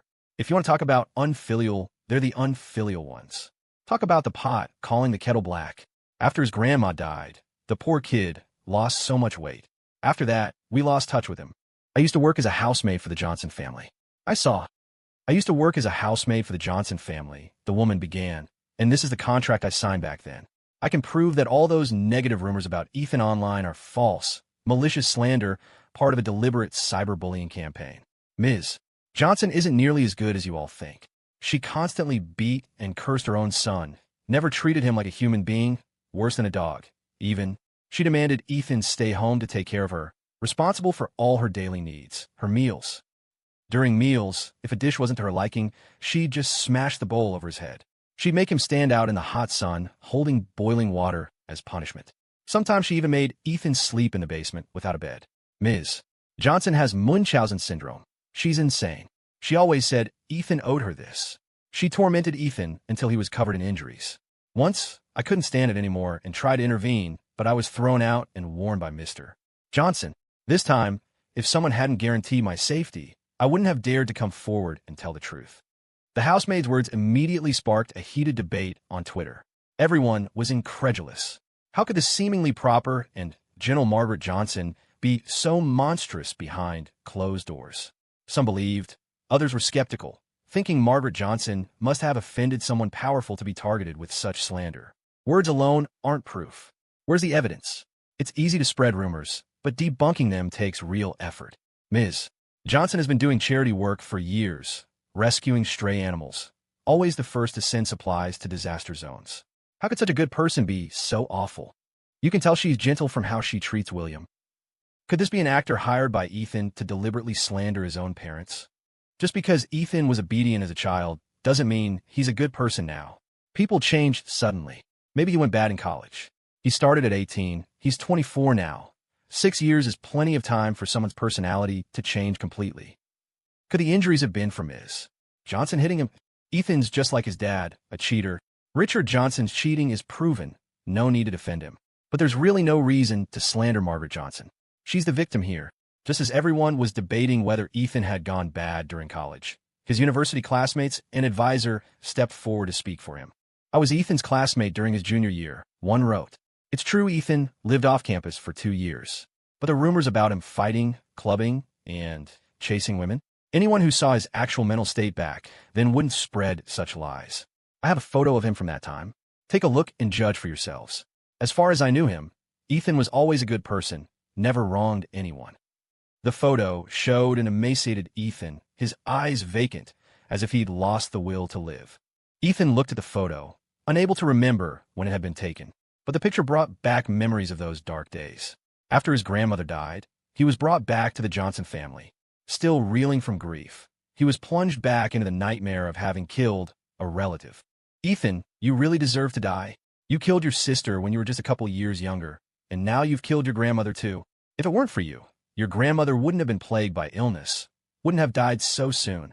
You murderer, a natural-born executioner. You killed your sister, and you indirectly killed your grandmother. Don't you feel any guilt? Someone like you deserves a life worse than death. This is what you owe me. You have to stay by my side and atone.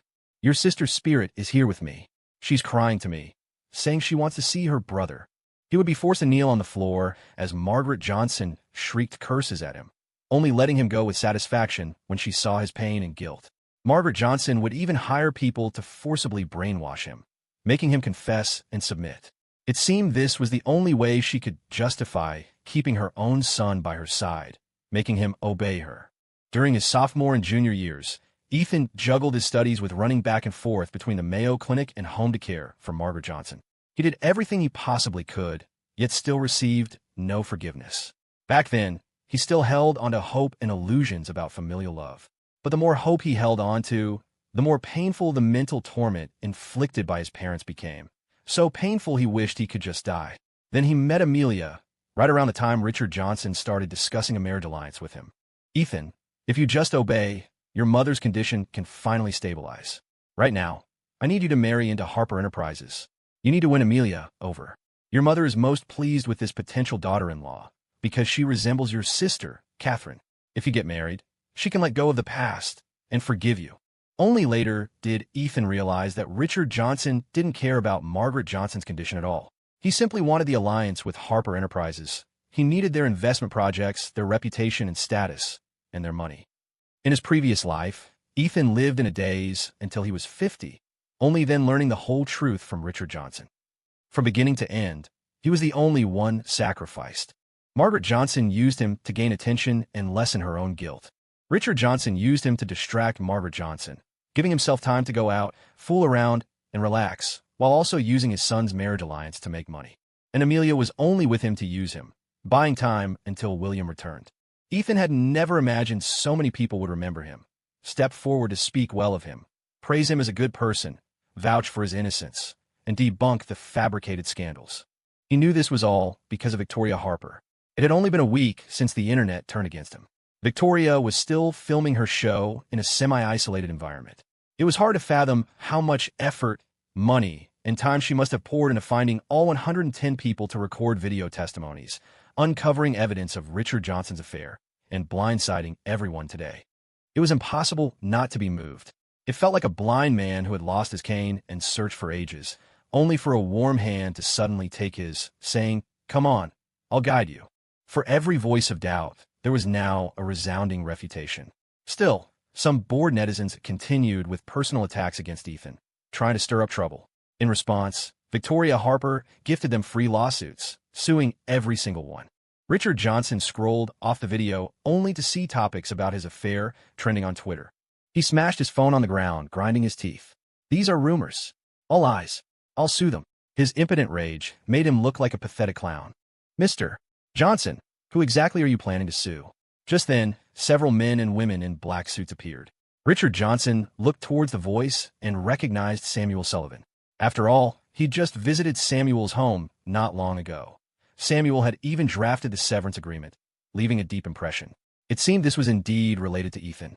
Richard Johnson never thought he'd live to see the day he was metaphorically blinded by his own son. What utter humiliation! "What are you doing here? Where's Ethan? Did he come too?" "My client is currently working. He specifically entrusted me to handle a few cases for him. One of them involves your defamation and malicious spreading of rumors." Richard Johnson was furious. "That's absolute nonsense. Mr. Johnson, whether it's nonsense or not is for a judge to decide. I've already filed the case. Here is your court summons. Please appear in court on time." Also, Samuel Sullivan smiled, looking at Benjamin Harper. One for Benjamin Harper. "Regarding your hiring of online trolls and manipulating social media accounts to spread rumors about my client having an affair with your daughter, I have obtained sufficient evidence. I hope you will cooperate fully with the judicial process." Benjamin Harper, who had been about to leave, felt his face drain of color. He had been so careful. How could there be evidence? Was this just a tactic to bait him into confessing? Benjamin Harper's experienced eyes narrowed, radiating an imposing aura, but Samuel Sullivan wasn't intimidated. He had powerful backing now. Samuel Sullivan faced the reporter's cameras with a friendly demeanor, then pulled out his phone and scrolled through a list. "Regarding those who led the online harassment campaign, we won't let a single one go. As the saying goes, the internet isn't beyond the reach of the law. Please watch what you say and do." In front of everyone, Samuel Sullivan began reading names. First, Liu Chong, username Invincible Steel Cannon, posted multiple false statements online, causing extreme harm to the victim. Second, Zhang Min, username Spicy Crayfish, repeatedly reposted malicious comments, inciting netizens' emotions. Third, these are the most active smear accounts and top-liked haters recently. Some were even present in the crowd. Upon hearing their names called, their faces turned white, and some collapsed right there on the ground. A quick glance suggested there were over 1,000 names. Impossible to read them all. Samuel Sullivan's mouth was dry. "Forget it. I'll post a full list on Twitter." Don't worry about missing it, because our boss will definitely pay to get it trending. The number of people on the list will only grow, not shrink. Don't think you can get away with it. Let me issue a warning here. Do unto others as you would have them do unto you. Don't become the next person named. I also urge anyone who participated in the cyberbullying to step forward, admit their mistake, and apologize. Otherwise, you will face the consequences. The upcoming cases will be handled jointly by myself and the legal team from Yang Group's Public Relations Department. Yang Group? Hearing those two words, the previously noisy environment fell eerily silent. Those who hadn't taken it seriously and were still whispering about Ethan in corners instantly shut their mouths, staring in horror at the legal team Samuel Sullivan had brought. No wonder some had thought these lawyers looked familiar. They hadn't come from some small-time firm. They were from Yang Group. Yang Group was a conglomerate that had risen meteorically in recent years, with operations spanning first-tier cities like Hai City, Emo City, and Jing City. It had created one business legend after another in just 5 years. The founder remained a mystery, with a net worth of $1.5 billion. Some speculated it was an established tycoon operating under a new name. Others claimed powerful backers. Regardless, no one dared to provoke them currently. And when talking about Yang Group, its PR department and legal team were legendary. Nicknamed the Southern Surefire, they had never lost a case. Once the boss gave the word, no lawsuit was unwinnable. Minor offenders ended up blacklisted and credit ruined. Major ones faced a minimum sentence of 7 years in prison. With a reputation like that, who would dare cross them? Yet this fearsome team was now working for Ethan, suing over 1,000 netizens on his behalf. Richard Johnson was utterly dumbstruck, his face ghastly pale. He clutched his chest, gasping for breath, his legs turning to jelly. He had to grab onto a nearby bodyguard to keep from collapsing. How could Ethan know such powerful people? If he had known his son had these connections, why would he have needed that marriage alliance? He certainly wouldn't have driven Ethan out like that. Fear mingled with regret, like watching the god of wealth walk right out of his own house. Benjamin Harper initially hadn't thought much of Samuel Sullivan and his team, deeming them unimpressive. But upon hearing the name, Yang Group, his expression changed dramatically too. How could Ethan know people like this? When did he acquire such influence? Could this entire situation have been an elaborate trap orchestrated by Ethan from the beginning, designed to take them all down at once right here? The more Benjamin Harper thought, the uglier his expression became. Mr. Harper, Richard began tentatively. Benjamin shot him a freezing glare, his voice dripping with scorn. Forget not being able to keep it in your pants. You can't even control your own son. Richard Johnson, you're a disgrace. If I hadn't valued our connection back then, I never would have partnered with you. And now, because of Ethan, we've pissed off the head of the Yang Group. You're asking me what to do? Who the hell am I supposed to ask? You're worse than useless. You actively screw things up. Richard Johnson flushed crimson under Benjamin's tirade, unable to meet his eyes. He stared down at his shoes, his gaze filled with sullen resentment. Finished venting, Benjamin took the court summons from one of his security guards. Initially, he hadn't thought much of it, believing they couldn't possibly have any real dirt on him. But now it was different. With the Yang Group involved, they wouldn't have filed a case unless they were absolutely certain they could win. It was just defamation and invasion of privacy. The sentence wouldn't be severe, likely just a fine. The real problem was that everyone knew now. It was tantamount to a public execution. If he lost the lawsuit, he'd have to issue a public apology and his reputation would be ruined. His reputation was the company's reputation. This would undoubtedly hit the stock price. Benjamin Harper was so furious his teeth began to ache. He picked up a glass of water and took a sip. Just then, his executive assistant took a call, then hurried over, whispering urgently in his ear. Mr. Harper, someone reported the company for tax evasion. The revenue service is at the headquarters right now. Benjamin Harper spat out the water, his hand starting to tremble. He knew better than anyone whether the company's books were clean or not. This time, the damage was going to be immense. Benjamin Harper was filled with bitter regret. Richard Johnson soon received a call from his own company with the same news, a tax audit. Not only that, but protesters were outside the building with banners and loudspeakers. Richard Johnson is an adulterer. Richard Johnson abuses his son. Richard Johnson has no shame.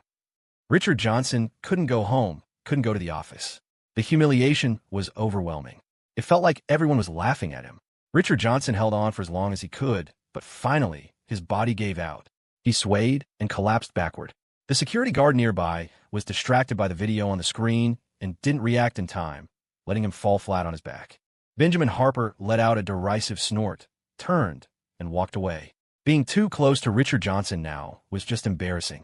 Amelia, who had been escorted to a lounge, gradually calmed down from her initial panic. She subtly asked the staff about the situation outside while checking her phone for online updates. Then she saw it. 110 people had come forward, using their real names, to vouch for Ethan. She saw photos of Ethan from his sophomore year of college. He looked so different from the man she knew now, almost malnourished. An image flashed in her mind. On the rooftop of the Mayo Clinic, a young man in a loose white shirt standing by the railing. The cold wind billowed his clothes as he raised his arms, like a white dove about to take flight. Amelia drifted into recollection, sifting through her memories of Ethan over the years. It felt like she had forgotten something important. The sound of the door opening jolted Amelia from her thoughts. Amelia instinctively stood up as Benjamin Harper entered, his face rigid. "Why does Ethan know the head of the Yin Group?" he demanded coldly. "When did they even meet?" Amelia stared, taken aback. Who? The head of the Yin Group? She'd heard of the corporation, of course, but its leader was famously elusive. In the 3 years she'd known Ethan, he had devoted nearly all his time and energy to her. His routine was simple and predictable. He was either with her, at home, or at the company. How could he possibly have had the time or opportunity to meet the president of the Yin Group? The two seemed utterly unconnected. Ethan doesn't know him. If he doesn't know him, then why would the Yin Group dispatch their top legal team to handle Ethan's case? Why would they repeatedly target our family? Benjamin's eyes were bloodshot with anger as he slammed his hand on the table. Amelia flinched. "Dad," she said, disbelief clear in her voice. "Are you saying Yin Group is behind everything that happened today?" "Who else?" Benjamin scoffed. "You think Ethan could pull this off on his own? And you dated him for 3 years without knowing any of this. Seems he wasn't as devoted to you as you thought. He just put on a good act." The words stabbed Amelia like a knife. She had truly believed Ethan loved her deeply, more than life itself, that he couldn't live without her. Yet, he had walked away from their engagement without a backward glance. He had so many secrets she knew nothing about. Grace Parker, and now the Yin Group. Looking back on their 3 years together, had Ethan been lying to her all along? Benjamin muttered under his breath. "If I'd known he was connected to the Yin Group, I wouldn't have treated him so harshly." "Dad, are we in serious trouble?" Amelia asked. Benjamin Harper didn't answer. His silence only made Amelia imagine the worst. "I'll go find him," Amelia said urgently. "Stop," Benjamin snapped. "Where are you going to find him?" Amelia, already heading for the door, froze. She suddenly remembered Ethan was still away filming his show, not in Rosewood City. "Dad, in a couple of days I have to film that live variety show. I'll see Ethan then. I'll talk to him properly and clear things up." Benjamin was somewhat satisfied to see Amelia regain her composure so quickly. He didn't object. What if Ethan still had feelings for her? 3 years was a long time. After all, not 3 days or 30 days. All right, talk to him face to face. Get him to drop the lawsuit and tell the Yin Group to back off. He wasn't afraid of trouble itself, but one problem after another was becoming overwhelming. Resolving everything at once would be ideal. Besides, he wouldn't mind an opportunity to meet the president of the Yin Group himself. Let's leave it at that for now. We'll wait until the crowd outside disperses before we leave. What about William? Amelia asked. Benjamin Harper replied, "Don't worry about him. Richard Johnson collapsed and was taken to the Mayo Clinic. Margaret Johnson just suffered a huge blow. She needs support right now. If William comforts her, it could strengthen their relationship. It won't hurt him." Before this, Benjamin Harper never regretted any decision he made. But now, he somewhat regretted agreeing to Amelia and William's arrangement. He also regretted targeting Ethan before, and even more, he regretted the marriage alliance with the Johnson family. Ever since Richard Johnson's father died, the Johnson family had been declining day by day, surviving solely on their past glory. When Ethan joined the company, it had already lost several $5 million sums, but if he hadn't joined, the losses would have only been greater. Honestly, among the younger generation, Ethan was quite outstanding. If he had been properly cultivated from a young age and brought into the company earlier, given time, he would certainly have achieved great things. They had driven away such an obedient and sensible son. Physical blindness wasn't the problem. The terrifying part was being blind in their hearts. Benjamin Harper thought for a moment, then decided to remind Amelia, "When you see Ethan, speak to him properly. If you can't be husband and wife, you can still be friends. After all, you've known each other for so many years." Amelia responded somewhat absently. "I know." She couldn't help but recall Ethan's cold expression. Could he really still be friends with her? Amelia's pride wouldn't allow her to bow her head before Ethan.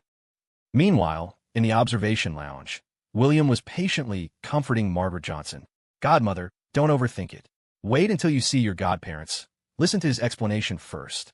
Margaret Johnson's face was pale, and she remained silent. As emotions surged, her breathing became rapid. Slowly, she started clutching her heart, gasping for air. She desperately wanted to cry, but couldn't. Sweat trickled into her eyes, stinging them, yet no tears came. Richard Johnson had cheated on her. Richard Johnson had betrayed her. How could he break his promise? How could he deceive her for so long? How much had she sacrificed to marry him? Because of him, she gave up dancing, ending her own career. To bear his children, she became a mad woman. Her beauty faded, her figure ruined, plagued by stretch marks on her stomach like disgusting earthworms. After Richard Johnson's father died back then, the Johnson family faced a crisis. Richard Johnson nearly bankrupted the company after taking over. She was the one who stayed by his side during his most difficult times. To help him save the company, she sold all her personal assets, desperately begged her parents for money, and swallowed her pride to borrow from relatives. In the end, his company was saved, but her mother died because they couldn't afford medical treatment. How ridiculous! For a man, she lost the mother who doted on her most, and her father consequently severed ties with her. She became someone with no home to return to. At that time, Richard Johnson knelt before her, swearing he would never let her down, would love her for a lifetime, and never betray her. And now, the evidence of Richard Johnson's affair on the big screen felt like a knife twisting in her gut. Her heart ached so much she couldn't breathe, understanding in that instant what true, soul-piercing heartbreak meant. The beautiful past seemed like an illusion. She couldn't help but scrutinize Richard Johnson's presence beside her over the years. When he repeatedly claimed to be working overtime, which woman was he actually with? When he went out for social engagements, whose bed did he end up in? When she had her episodes and went mad, was he regretting marrying her even as he comforted her? When he moved out of the bedroom, wanting to sleep separately, was he disgusted by her aging face? Was he silently comparing her to other women? Dizziness overwhelmed her, nausea rose in her throat, and it felt like a rope was tightening around her neck. Suddenly, a glass of water appeared before her. Margaret Johnson stared blankly at the hand holding the glass. Her gaze slowly drifted upward. Only when she saw William's face did a sliver of awareness return from her painful memories. Godmother, drink some water. Take care of yourself first. Margaret Johnson's hand trembled as she reached out, covering the back of William's hand, using his strength to drink the water. The warm, slightly sweet liquid slid down her throat, easing the constriction around her heart. William had just seen the text message from Amelia, telling him to do his best to soothe Margaret Johnson and not worry about Richard Johnson. After all, Margaret Johnson had assets of her own. If he could make her happy, perhaps she'd give them all to him. After drinking the water, Margaret Johnson looked slightly better. William called a bellman to bring up lunch, a table full of dishes Margaret Johnson often ate. Godmother, I specially ordered your favorite dishes. Eat something, don't go hungry. Try not to think about other things. How did you know I like these? I noticed the chef making these dishes often the past couple of days at home, and you seem to eat more of them. You're very thoughtful. Under William's care, Margaret Johnson managed to eat a little and regained her composure. I want to go back. Are you staying at my place tonight? Margaret Johnson lifted her eyes, fixing him with a chilling gaze. William nodded. I'll go back with you, Godmother. I'm worried about you. And so, William took Margaret Johnson back to the Johnson family home. Upon arrival, she didn't see Richard Johnson and learned he had collapsed and been admitted to the Mayo Clinic. Normally, hearing Richard Johnson was ill would have sent her into a panic. Ever since her mother died and her father disowned her, she had kept a tight leash on Richard Johnson, especially after having children. Worried that her own children would divert her husband's affection from her, she chose to kill her daughter and frame her son. Sure enough, once the child was dead, his focus returned entirely to her. So this time, how could she make her cheating husband focus his attention back on her again? Margaret Johnson was clearly unwell. As William helped her into bed, she grabbed his hand. Will you betray me? Never. William immediately declared his loyalty. Godmother, I grew up without a mother.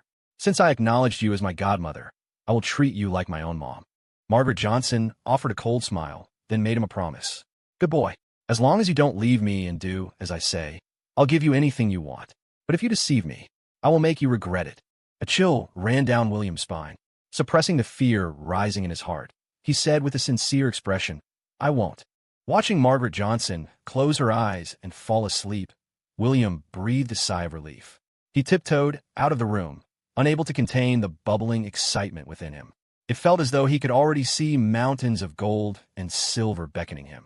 William went downstairs, sat on the sofa, and instructed the housemaid to prepare some peppermint oil capsules for the evening. He took out his phone. There were many missed calls. He first sent a text to Lillian Bennett to let her know he was okay, then opened Twitter. His expression froze when he saw his DMs flooded with abusive messages. Things had happened so suddenly earlier. He had hastily escorted Margaret Johnson into the observation lounge, worried about her mental state, and had stayed by her side, comforting her, giving him no time to check the latest news. Therefore, he only knew that Richard Johnson's affair had been exposed, but he was unaware that Ethan's innocence had already been proven. He also didn't know that over 1,000 people online had received legal notices. All those who had spread rumors and slandered Ethan would face severe penalties, and that, naturally, included him. William first clicked on the video trending on Twitter when he saw someone claiming to be a former housemaid of the Johnson family, saying Mrs. Johnson suffered from a mental illness and had a habit of hurting people. William didn't believe it. He had been spending the last few days with Margaret Johnson. She was gentle and gracious. Even after being hit in a car accident, she hadn't seemed angry. She even remained emotionally stable when faced with Richard Johnson's infidelity. Any other woman would have probably broken down crying or started smashing things to vent. How could someone like that possibly be a mentally ill person who maliciously harms others? He said he didn't believe it, but the seed of doubt had been planted. The video was too long, and William wasn't in the mood to watch it all. He closed the video and tentatively asked the housemaid, "Ma'am, how many years have you worked here?" The housemaid replied expressionlessly, 3 years now. Then do you know why Ethan was kicked out? William still believed the Johnson family had disowned Ethan, rather than Ethan leaving voluntarily. After all, in his view, the Johnsons were so wealthy. Who wouldn't like money? We don't inquire about the family's private matters. Truly tight-lipped, couldn't get a single word out of her. William wasn't ready to give up and asked again, "Then my godmother, does she really have a mental illness?" The housemaid looked at him quietly, her eyes like stagnant pools. I don't know. What William didn't know was that these employees had signed NDAs when they were hired. The pay here was high, but likewise, if they were found breaching the agreement, they would face exorbitant penalties enough to bankrupt them. They had to speak little and do much, and pretend not to hear things they weren't supposed to hear. William hadn't gotten anything out of her and felt annoyed and impatient. He scratched his head just as his phone rang. William answered. It was a call from his agent. "William, are you at the Johnson residence now?" "Yes, Aaron. Is something wrong?" "You've been exposed online. The stuff about you hiring online trolls and manipulating marketing accounts to slander Ethan. A third party has intervened. Do you know the Yine Group?" "I've heard of them." Somehow, Ethan got connected with the Yine Group. Now, Yine Group's PR department and legal team are handling Ethan's case and lawsuits. Nearly 10,000 online accounts have been banned, and cease and desist letters have been sent to 1,000 named individuals, including you. William turned pale. "What? Where did you see this?" His agent said, "On Samuel Sullivan's Twitter feed. It's trending now. You can see it if you click."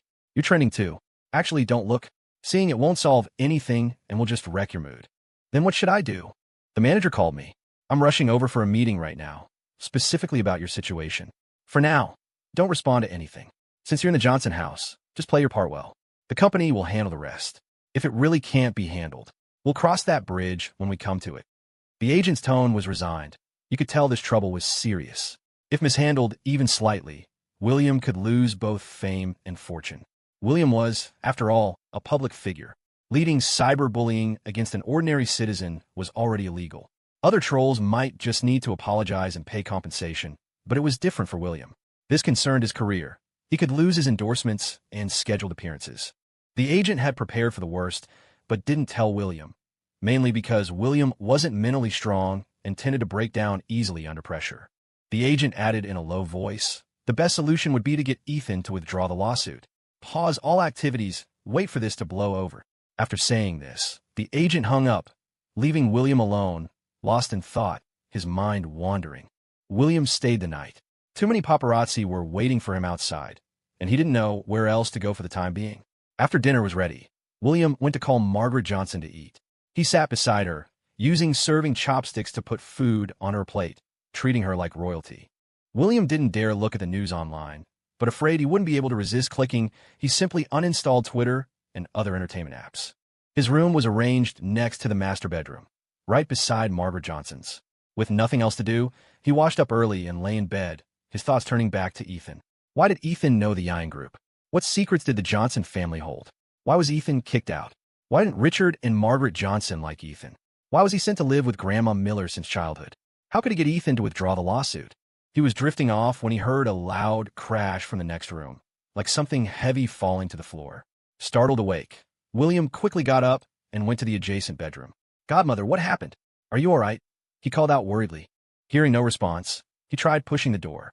Luckily, Margaret Johnson didn't have a habit of locking her door from the inside, and it swung open easily. "Godmother, I'm coming in," William said softly, pushing the door open further. Light from the hallway spilled in, revealing a mess on the floor. The crash he'd heard was the sound of the dressing table having been knocked over. Its mirror was shattered.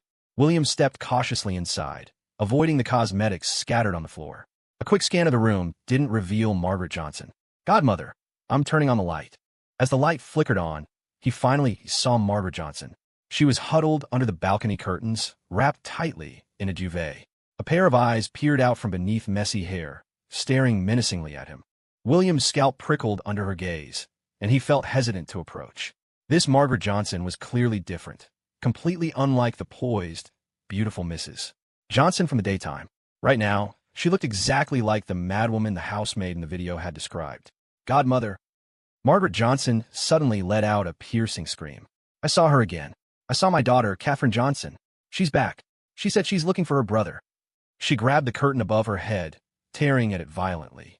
Worried she might hurt herself, William quickly moved forward to stop her. In her crazed state, Margaret Johnson couldn't distinguish reality from hallucination. Mistaking William for Ethan, she lunged as he approached, grabbing his neck with both hands and forcing him to the ground. "Ethan, you murderer! You demon! You killed your sister! You killed Catherine Johnson! You killed my daughter! You deserve to die!" Don't underestimate Margaret Johnson just because she was a woman. In her frenzy, her strength was considerable. Caught completely off guard, William nearly suffocated as she choked him. He struggled hard before managing to push her away. "Godmother, I'm not Ethan. I'm William. William, the son you just acknowledged today. Please calm down." "William." "Yes, I'm William, not Ethan." It was only today that William learned Margaret Johnson had a daughter who died young. He had assumed it was an accident, never imagining she was actually killed by Ethan. This was truly an enormous secret. He hadn't expected Ethan to be so utterly depraved, so ruthless as to kill his own sister. If he used this information to threaten him, surely Ethan would withdraw the lawsuit? Everything suddenly became clear. Ethan had killed his own sister, which was why both Margaret and Richard Johnson hated him and had thrown him out. If William could find proof, he wouldn't just be able to threaten Ethan. He could send him to prison. Still, he needed to be absolutely certain. Suppressing his eagerness, William subtly slipped his hand into his pocket and pressed record on his phone. "Done." He gently patted Margaret's shoulder and asked nonchalantly, "Aunt Margaret, who is this Catherine you mentioned?" Margaret's eyes were practically bursting from their sockets. She rasped mechanically, "She was my daughter. How did she die?" She fell. Ethan pushed her. He pushed her, and she fell to her death. "He's a demon. He killed my Catherine. I want him back here to atone for my Catherine." Margaret frantically grabbed William's arm, her newly done nails digging into his skin and drawing blood. William hid his pain and pressed on. "When did this happen?" "My Catherine, just a couple of years younger. He killed his sister when he was just a couple of years younger. He was a 5-year-old little devil." Ethan was 24 now. Didn't that mean it happened 19 years ago? Could there possibly still be evidence after so long? Besides, Margaret wasn't exactly mentally stable. Who knew if her words would even hold up? William forcefully pulled his arm away. Margaret's episodes usually lasted about half an hour before she'd pass out from exhaustion. If Richard Johnson were around, he'd give her some medication to calm her down. This was the first time William had witnessed one, and he felt somewhat helpless. "Godmother, it's all right," he soothed. "That's all in the past. If you want Ethan to come back, I can help you find him." Margaret stared at him blankly. "Really? Really? What about Richard Johnson? Is he back? Will he be back? I need to see him. I need to see him right now." Seeing her agitation flare up again just as she'd started to calm down, William quickly restrained her, speaking gently. "Godfather will be back tomorrow morning. Don't worry. They'll both come back." Hearing the answer she wanted, Margaret swayed unsteadily to her feet. She opened a safe and took out several documents, placing them on the table. If you help me bring them back, all of this will be yours after I die. William glanced down. His eyes widened when he saw they were transfer documents for the Johnson Family Trust. He instantly focused, reading every word on the top page. It was a thick stack, maybe 50 pages. He only read the first page, but confirmed it was essentially a will. If he signed this, Margaret's entire fortune would be his upon her death. William's mind raced. Richard Johnson's affair made him the party at fault. He should be forced out with nothing.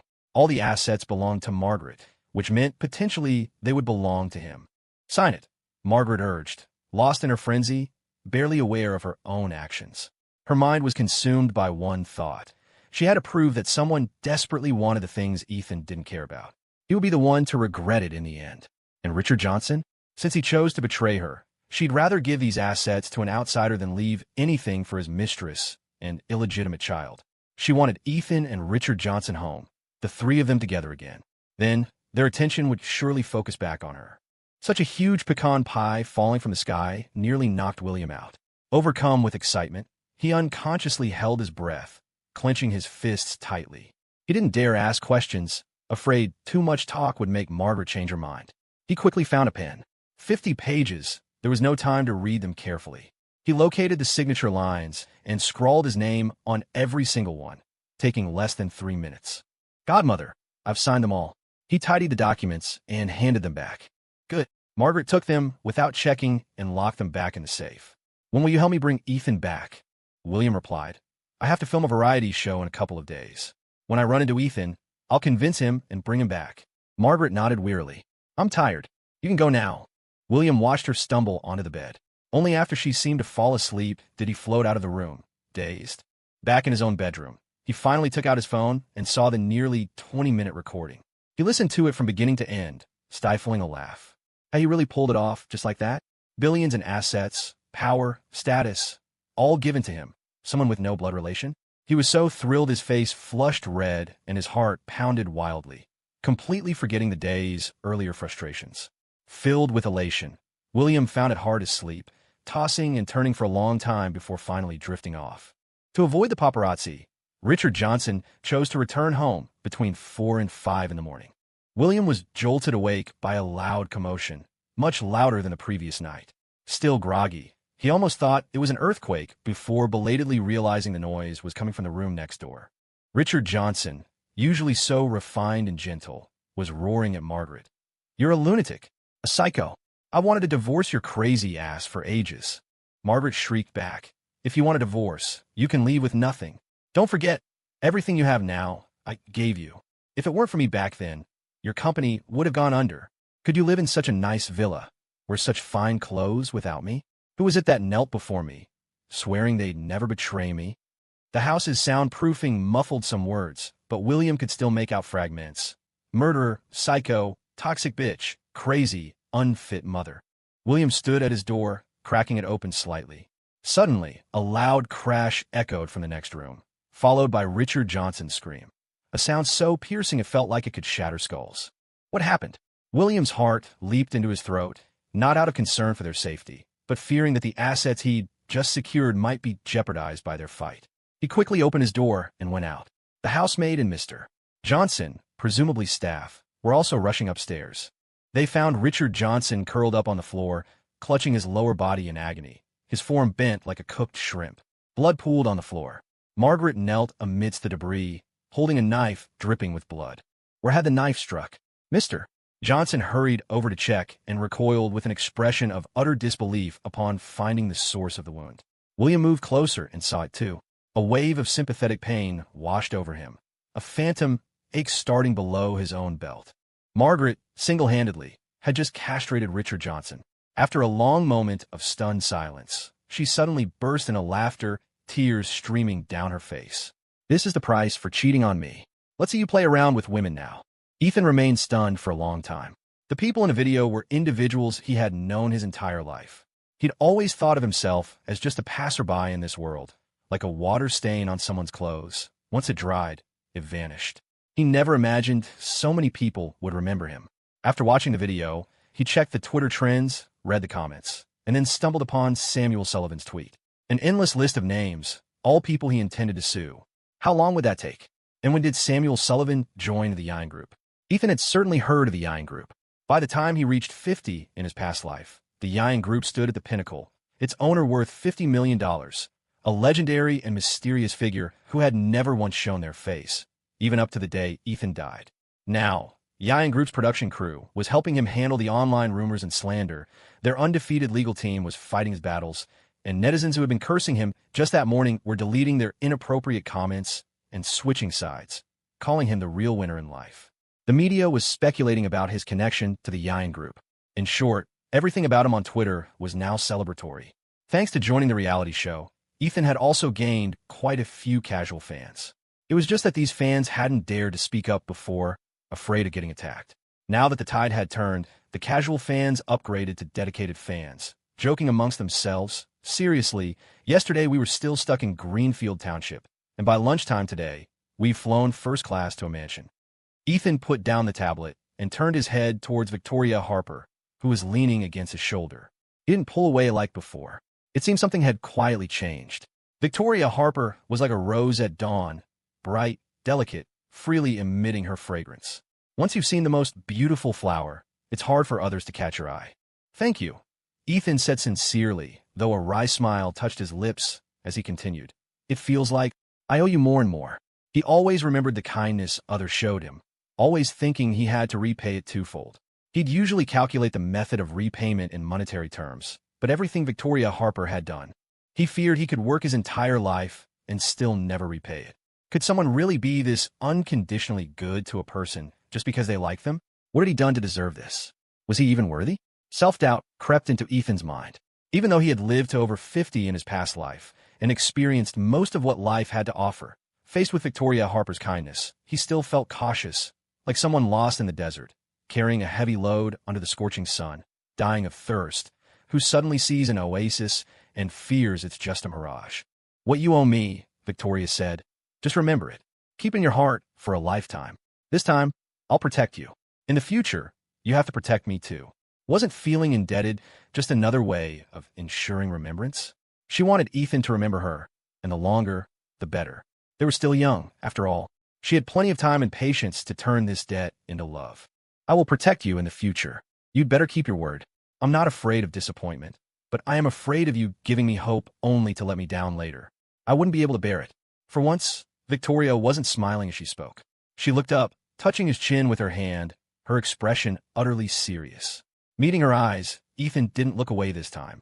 He heard his own heart pounding like thunder, as if he were at a concert, witnessing a visual spectacle. "Are you the hidden boss of Yine Group?" Victoria pulled her hand back. "I just work there.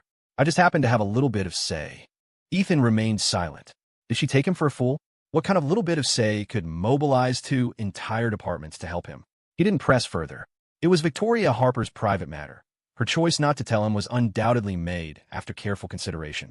Victoria didn't plan on telling Ethan just yet, not because she feared he'd leak it, but because she'd heard that men could be intimidated by overly capable women. She needed to give Ethan time to adjust. To distract Ethan from overthinking, Victoria quickly changed the subject. "It's my birthday the day after tomorrow. Will you spend it with me?" "Your birthday? What kind of gift do you want? I'll prepare it. I'll like anything you give me. If I just tell you something specific, it won't be a surprise." Victoria sipped her bubble tea from the cup.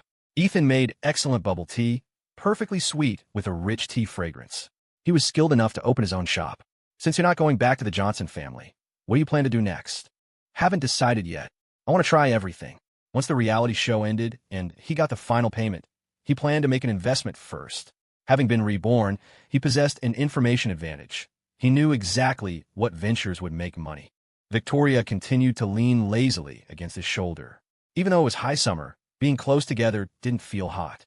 Staring at the tablet nearby, Victoria recalled the words people had said, an ache tightening in her chest. "I wish we could have met sooner." Meeting now isn't too late. They chatted idly, the topics shifting quickly. Ethan asked, "How do you want to spend your birthday?" "I don't usually celebrate my birthday. Nobody remembers it anyway." "Then I'll remember it from now on." "Are you saying you'll spend my birthday with me every year?" Ethan replied carefully, "I can't guarantee I'll have time to be with you on your birthday every year, but I'll remember to prepare a gift for you in advance." "That works too." Victoria magnanimously let him off the hook. On my birthday, I just want to spend it with you alone. I don't want anyone else to know. I'll arrange it then. Victoria thought for a moment, then asked curiously, Ethan, if I hadn't shown you this good show today, would you still have agreed to spend my birthday with me? Ethan answered without hesitation, yes. They talked like old friends who hadn't seen each other in years, discussing everyday matters, trivial details, the future, and sometimes work. Ethan was a good conversationalist. He seemed to know a little about everything. Talking with him was never awkward. Sometimes, he was also like a quiet confidant, patiently listening to all your troubles. Victoria leaned back against Ethan, not wanting him to see her reddening eyes. Truthfully, she had known Ethan even before he knew Amelia. Time flew by, and it was already 11 o'clock. Ethan didn't have to cook today, but it was time to head out, or they might get filmed if too many people were around later. Despite being careful, they were still spotted by Logan and Grace Parker on their way out. Grace Parker, being an actress with strong composure, managed to keep her expression neutral. Logan, however, made no effort to hide his surprise, staring wide-eyed at them. You two were in the room the whole time. Since they'd been seen, Ethan decided to be honest. Yeah, we discussed some things, chatted for a while. And that's it? You didn't do anything else? Logan asked, clearly fishing. Victoria glanced at Ethan in surprise first. Knowing his personality, she'd expected him to try and deflect to avoid misunderstandings. She then scoffed. We're filming a show. What do you think we could have done? Logan teased. Nothing, just asking casually. Didn't expect you two to be moving the fastest among us. With no camera crew around, Logan let loose. He actually supported Ethan and Victoria. It didn't affect him, after all. But Grace Parker, standing nearby, was a different story. She'd joined a show hoping to get back together with Ethan, only for Victoria to beat her to the punch. Victoria's affection for Ethan was blatant. Olivia Bennett's was stubbornly denied. Grace had thought she had the best shot on this track, but now she felt completely derailed, drifting further and further from Ethan, her chances looking slim. For the first time, Grace couldn't keep her composure, deceiving herself. Don't be ridiculous. Like that could ever happen. Victoria, who had been standing behind Ethan, slowly stepped forward. Oh, I wouldn't be so sure about that. Thankfully, no staff were present. To avoid trouble, Ethan repeatedly warned Logan not to make careless jokes, because nobody would find them funny. Logan, intimidated by Ethan's serious expression, quickly promised, I won't say a word, don't worry. Having received 0 votes twice, Logan was growing increasingly philosophical. After all this time, he'd figured things out.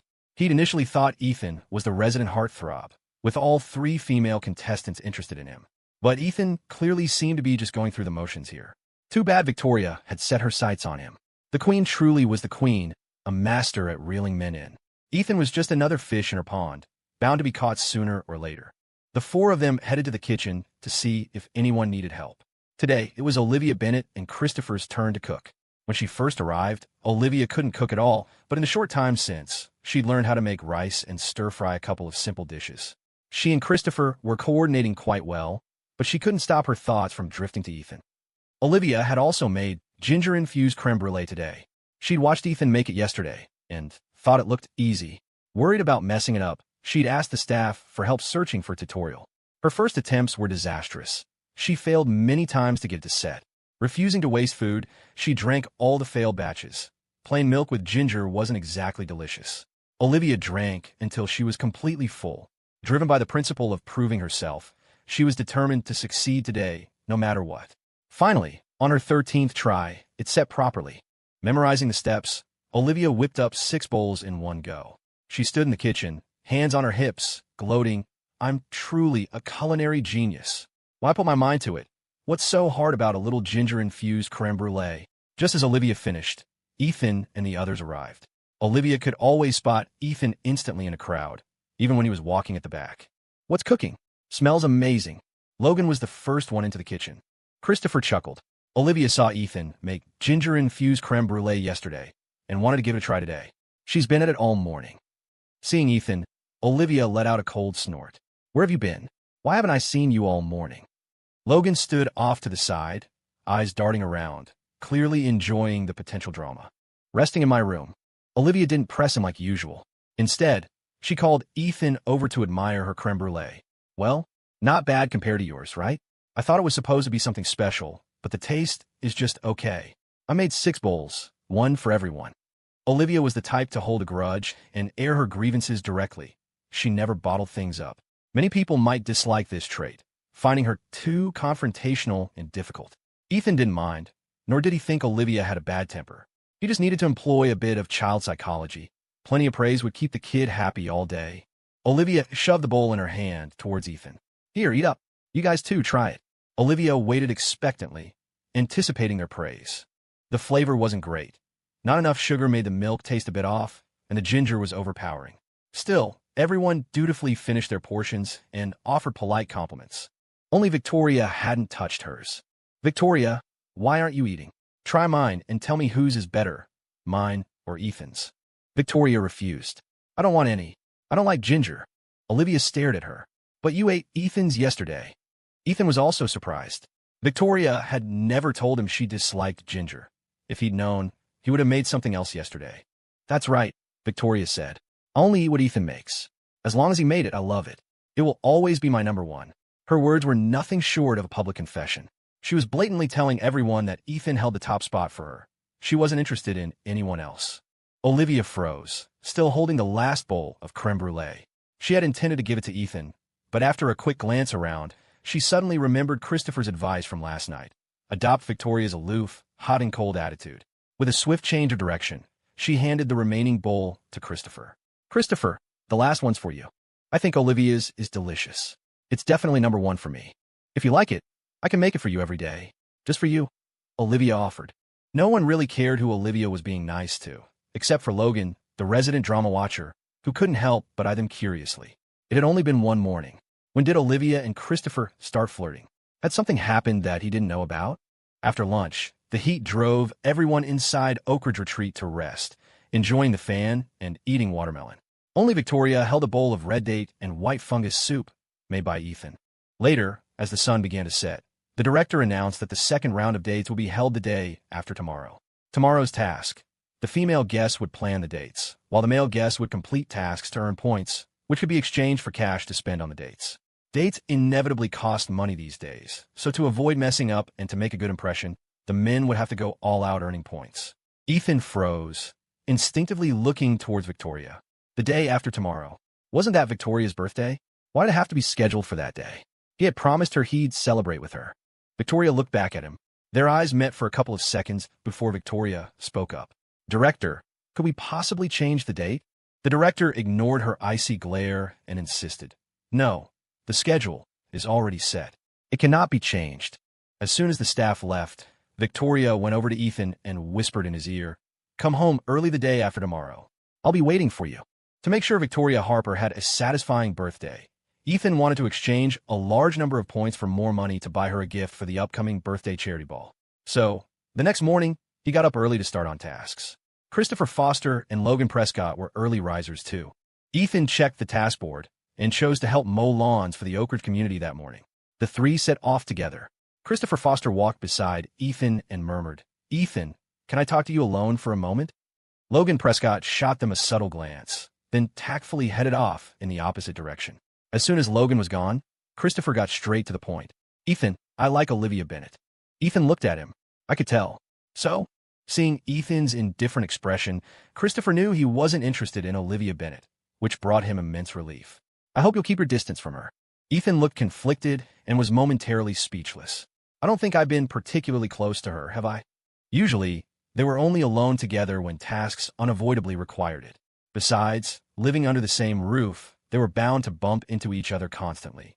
Asking him to stay away from Olivia Bennett seemed a bit unreasonable. Was he supposed to start eating at a separate table? Christopher said, Then please stop using that child psychology routine of yours on her in the future. She takes it to heart. You must have sensed that Olivia Bennett is interested in you, right? Ethan frowned. Who? Olivia Bennett is interested in him? He hadn't paid much attention to Olivia usually. Thinking back carefully, when they first met, she looked down on him and was dismissive. Now, she listened to him readily and would proactively help out, even when he didn't praise her. When Christopher said Olivia liked him, Ethan's first thought was that this like was akin to a kindergartner's affection for their teacher. Christopher continued, Since you don't like her, keep your distance. Talk to her less. This is a dating show. Everything you say and do could give her the wrong idea. Be decisive, like a man should, and don't give her any hope. Ethan thought Christopher had a point. It seemed he really should be more careful in the future. Got it.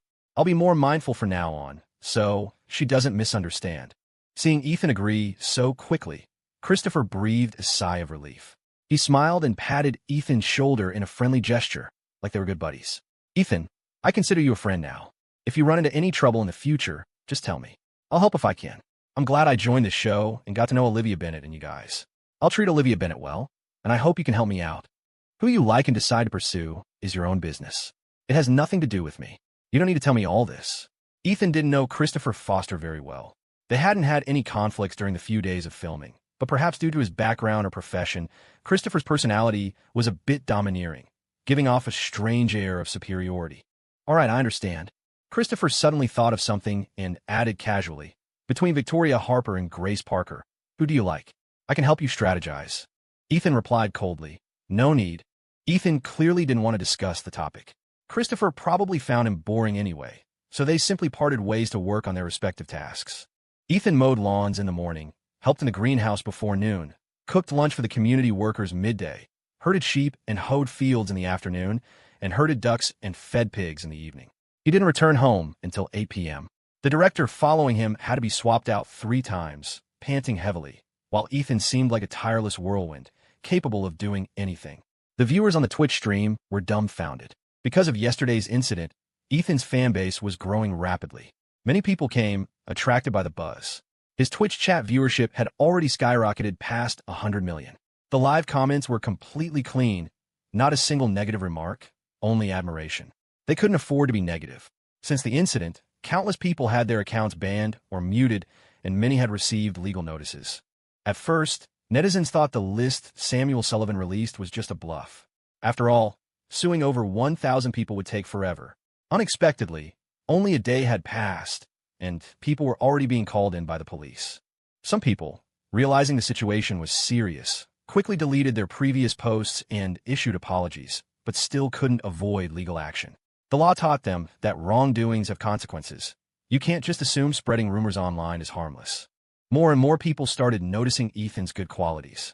He was tall, handsome, had an athletic build, not some pale weakling, and definitely not a simp. He was polite to everyone. People in Oak Ridge community who knew him greeted him warmly whenever they ran into him, something not seen with the other contestants.